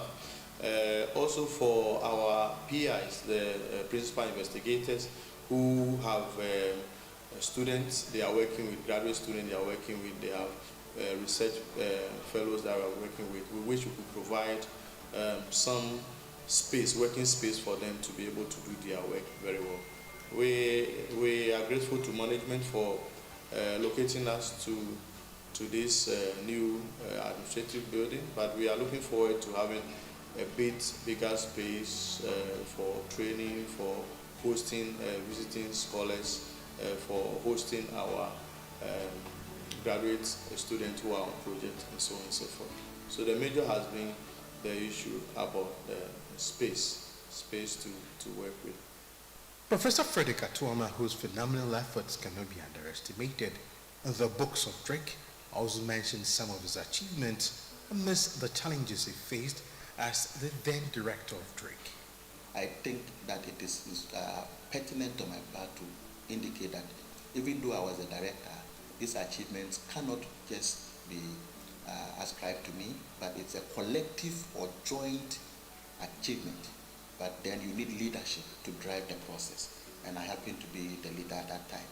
So when it comes to research, we were able during my tenure as the director to ensure that the general management policy for the university was developed, and this helped faculty members to channel their research outputs, research outcomes to credible outlets that will inure to the benefit of the University of Cape Coast.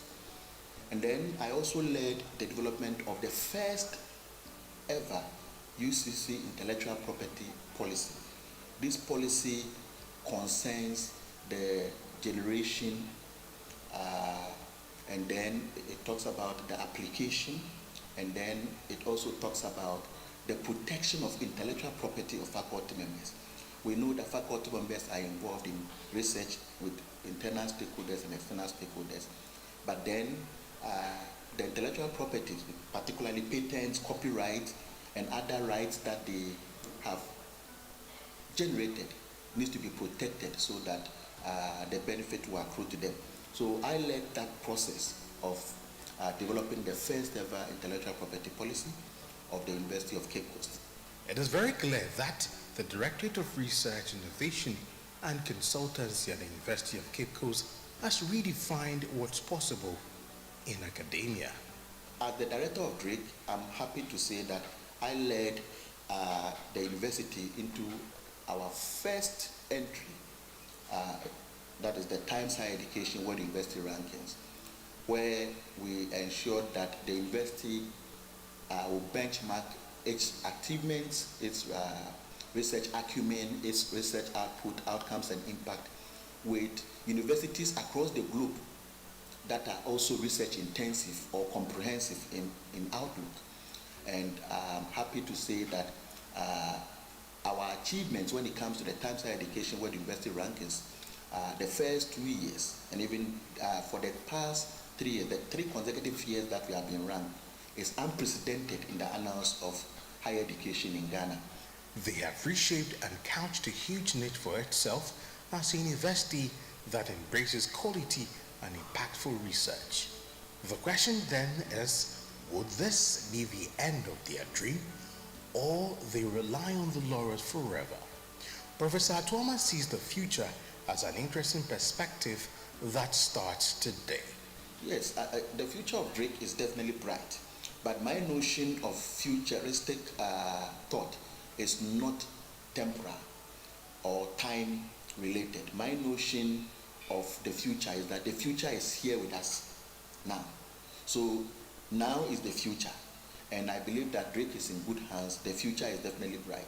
Whatever action that we take as an institution or as Drake now will have cascading effect for the things that will manifest in future. But Einstein has said that we can't continue to do things the same old way and expect to get any new results.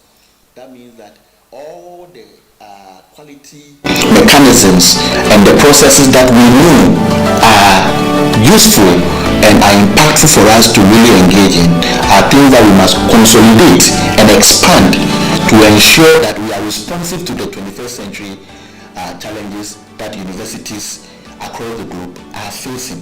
So for us to really make sure that we are responsive to the needs of the future, we must begin to act now, because the future is not tomorrow, as people have been saying. The future is now. The steps that we are taking now will morph into the future and will determine whether we have really positioned ourselves to reap the benefits that universities that are prepared for the future will reap, or will be left in the doldrums. A future in the hands of the vibrant personalities who embodies the vision of all his predecessors and also aims to strive to put Drake into a more enviable situation is at hand. Yes, in the future we are looking forward to continuously increasing the research and scholarly output, not just the research but also scholarly output, including patents. We want to increase, we want to have the number of staff that are able to discover new findings and are able to develop new tools that can be patented. We're looking for opportunity to get more grants. Yeah, because grants has become a very important source for higher education now. We want to increase our grant portfolio so that we can be able to buy equipment, we can be able to buy laboratory equipment and facilities for research. So we are looking forward to increasing our grant. We are looking forward to having more patents. We are looking forward also in the future to have our own building where we can create space for our principal investigators to be able to take care of their research fellows.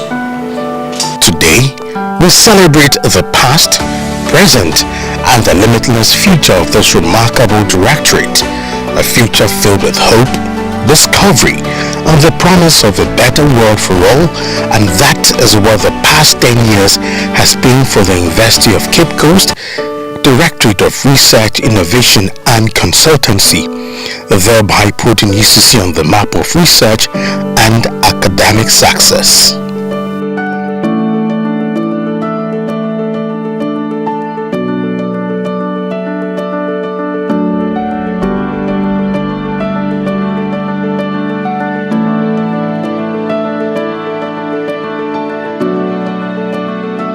Let's do it for Drake. 10 years of existence. We can do it better. 10 years. It's 10 years, people. Let's do it for Drake. So this would be the climax for today's event, the cutting of the anniversary cake. And I would hand over to the directors at Drake to help us with this one. So Professor Doku and your deputies will see to this one. And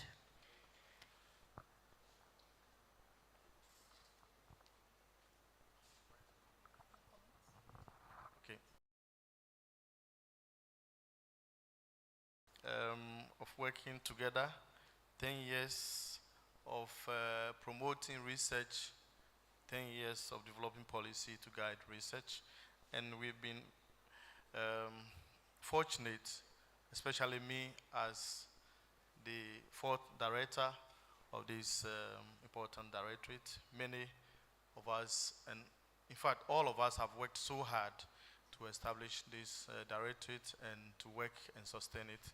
You've acknowledged the former vice chancellors throughout. I like something about university: things continue. No matter who is in power, they continue the process. And so Prof. Kupoli started to transform this from consultancy service to the directorate. Prof. Katiampia continued um, to strengthen the directorate. We've been having this for 8 years, the award ceremony.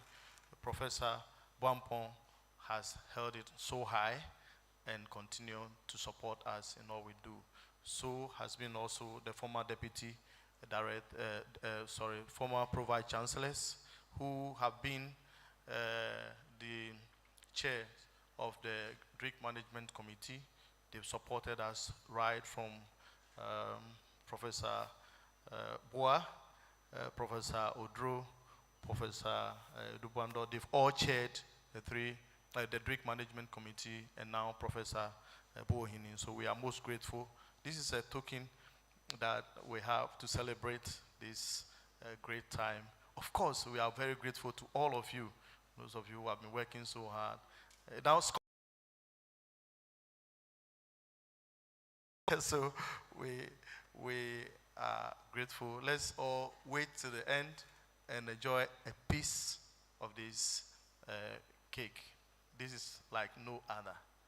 And we thank you for those of you who bring grants, those of you who do your research, you pass by our office, even those of you who have submitted proposals and have not been successful. We've all made it to this day, the 10th anniversary. So happy anniversary. Thank you very much. I want to invite our VC, former VC, former provision, in fact, the high table to support the VC and myself and my deputy directors to cut this cake. Thank you. So high table, every one of us. Yeah, you are part. Yes. Thank you. Let's do it for them whilst they come down to cut the anniversary cake. 10 years in the life of the Directorate of Research, Innovation and Consultancy, University of Cape Coast.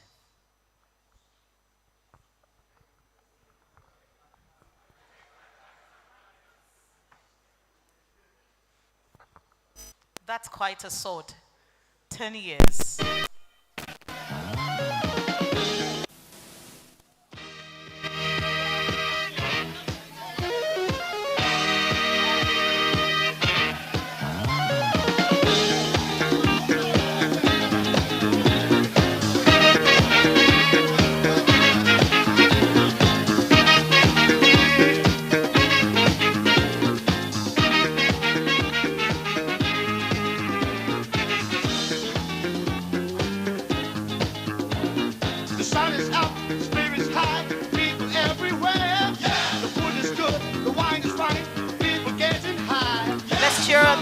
Let's cheer them on.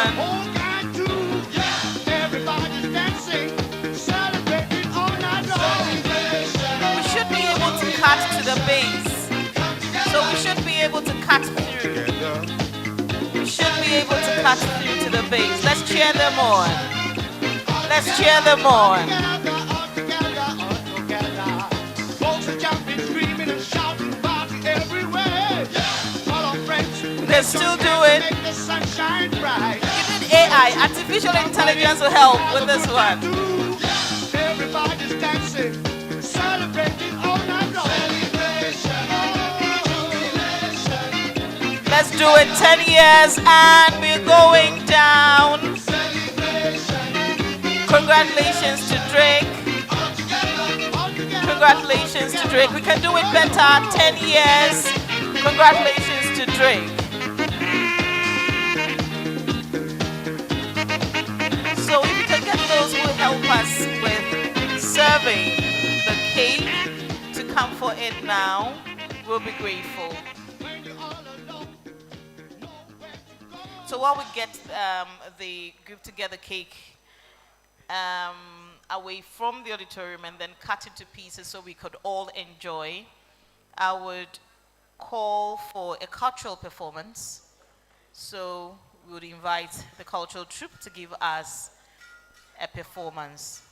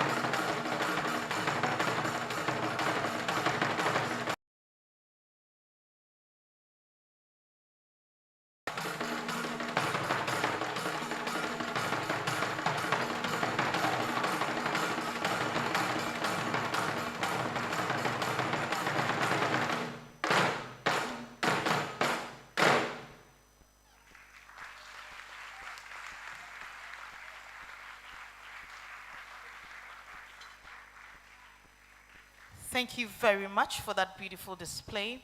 So we're going to listen to an address on the way forward, and to help us with this is a senior research fellow at the Directorate of Research, Innovation and Consultancy, Dr. Francis Ano. Let's welcome him with a round of applause.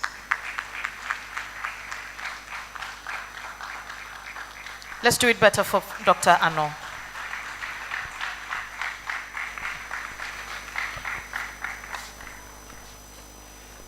Good afternoon, Prof. Chair.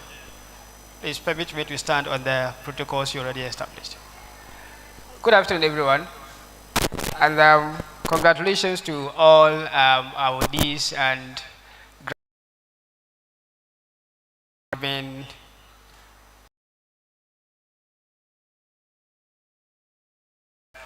time of the announcement to the but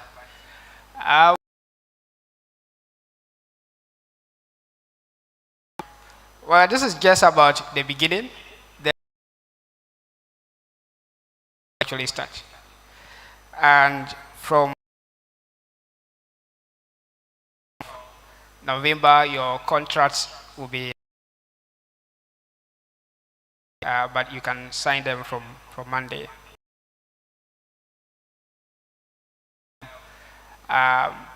Individual, group-led, and the interdepartmental and the and these begin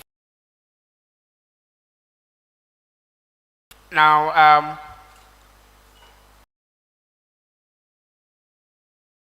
Of ethics clearance a requirement for the release of the first tranche of the grant.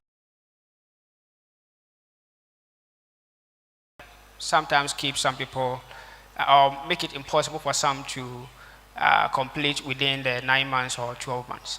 And it's difficult to tell where the challenge is coming from, whether it's from IRB. Yes, we understand there are difficulties there, but sometimes too, some grantees do not submit their applications early. So this time we are tying the payment of the first tranche to the submission. So you showing proof of having submitted. Unless, of course, the project is such that you do not need ethics clearance, which we will know. And so that means you have about 2 weeks from now to December 1, when the contract actually begins, to put together your protocols. So I will encourage all of us to start working on that, at least to make use of the 2 weeks. You can log into your portal on the to check the comment your IRB protocols, and also working on your inception report. You would also be assigned to monitor,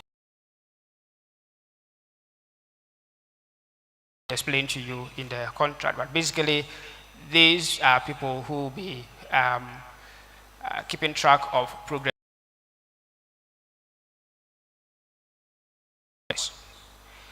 And then in terms of dissemination, there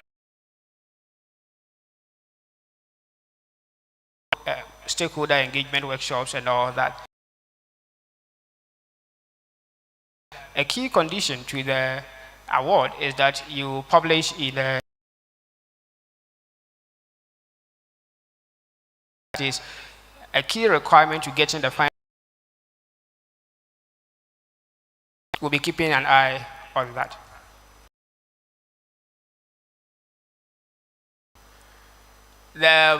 This is the 8th.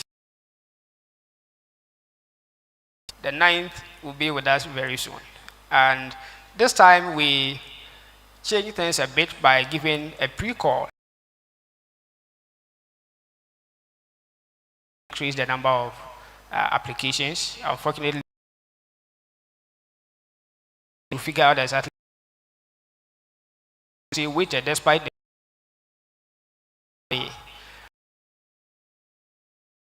in the 9th proposals a bit early and submit ahead. Not successful, you still receive copies. Be successful not because our budget is limited. We are unable to fund everything. So in the context of the competition, maybe somebody's proposal ranked higher in terms of the see how best you can incorporate them into the proposal to make them better. That this is the only place you can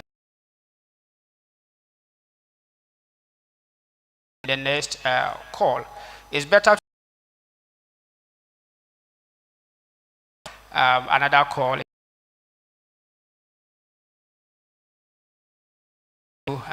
all of us and be successful if your application was not.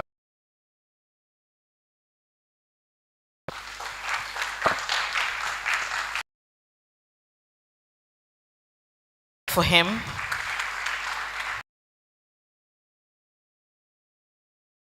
Remarks, help me well.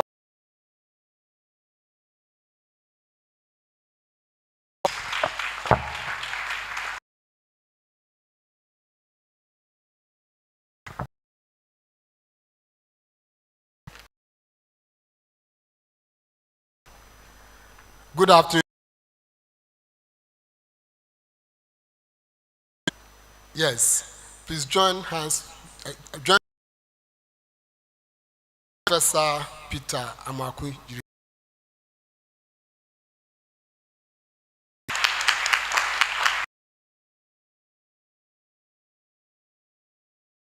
On the topic artificial intelligence for innovative research. Professor, that he's actually a mathematician. It's assembled the machines to various after that he reassembled them to give us key information. The key is that it is possible to AI to develop a culture of is to be deliberate. You have to plan.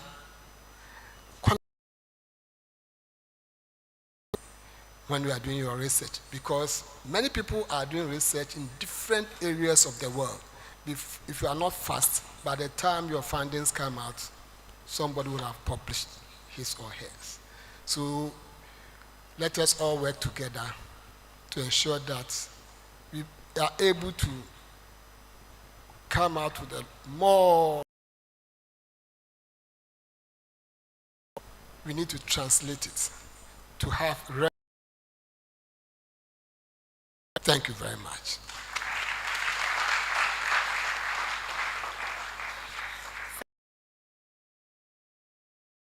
Help me acknowledge the following and the Vice Chancellor, Professor Johnson Yakubu. There we acknowledge you and say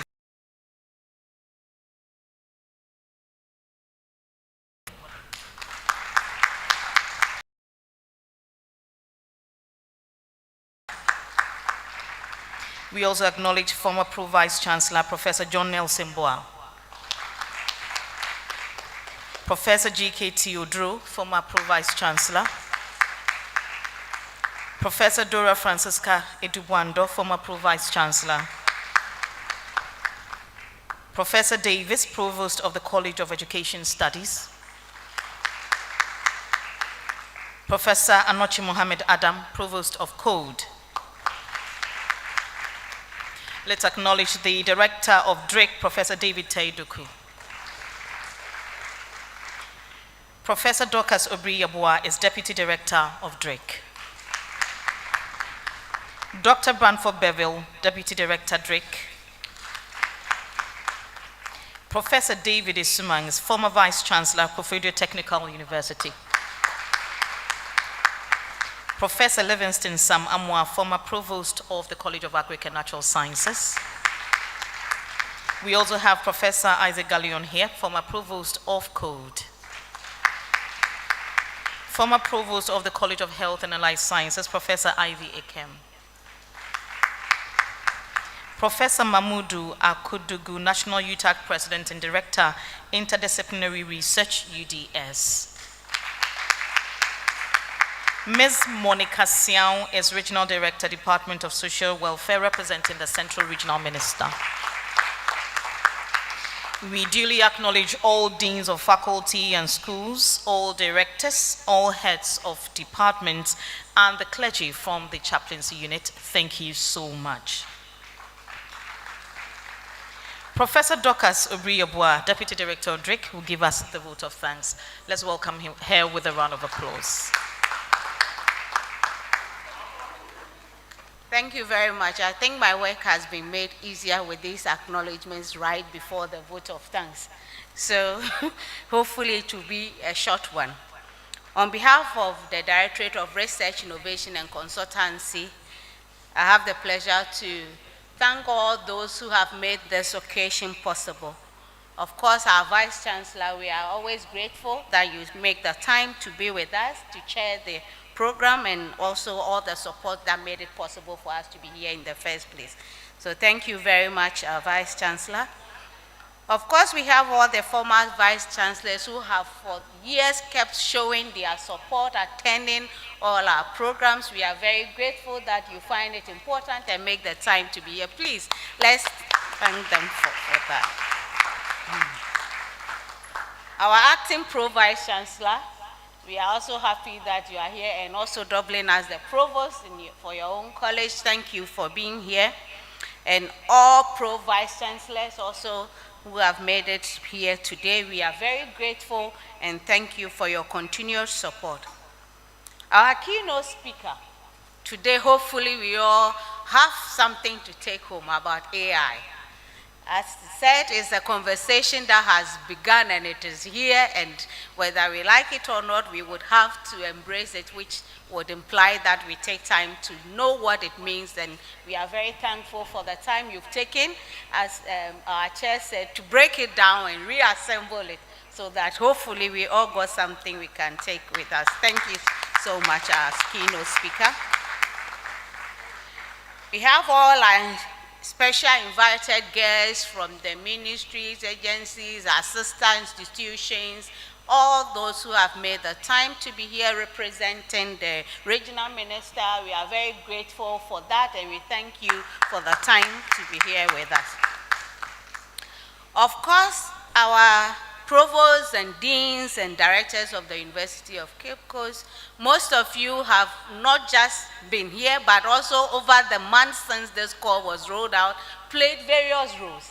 In fact, we've needed you to, some of you to be part of the assessors or help us get assessors, and we are back and forth with you on all the aspects of this ceremony to make sure that it comes off. So we are very thankful to you for all the work done to make this a success. And I would want to specially acknowledge the assessors. It's really a lot of work. Please, if you know what they've gone to, you clap louder for them. It's a lot of work. And without them, we cannot have a process that we trust, a process that when we come here and give the award, we are all happy about. So we are very grateful for the time you take and the meticulous way you spend your energy to make sure that the assessment is done and fair for all to be happy about it.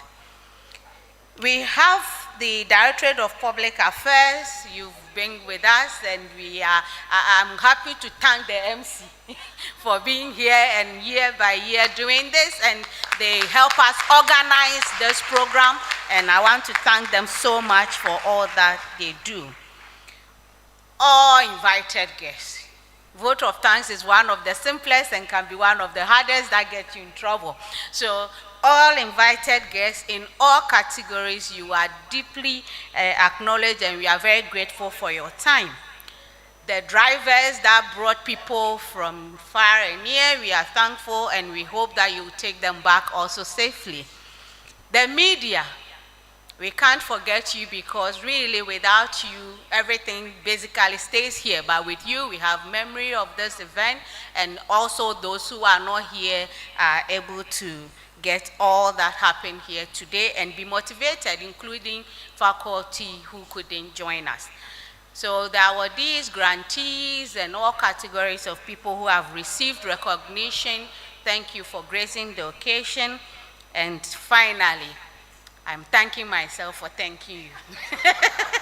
So thank you very much. Thank you very much, Prof. So that's about it. I'll call on Reverend Professor Kankamboidu. Sorry, Reverend Dr. Patrick Kwampa to help us with the closing prayer. Let's welcome him with a round of applause.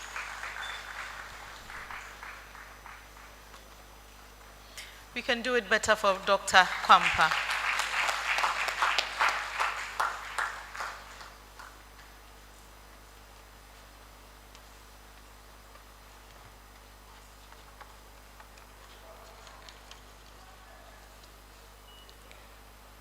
May we humbly rise for the closing prayer.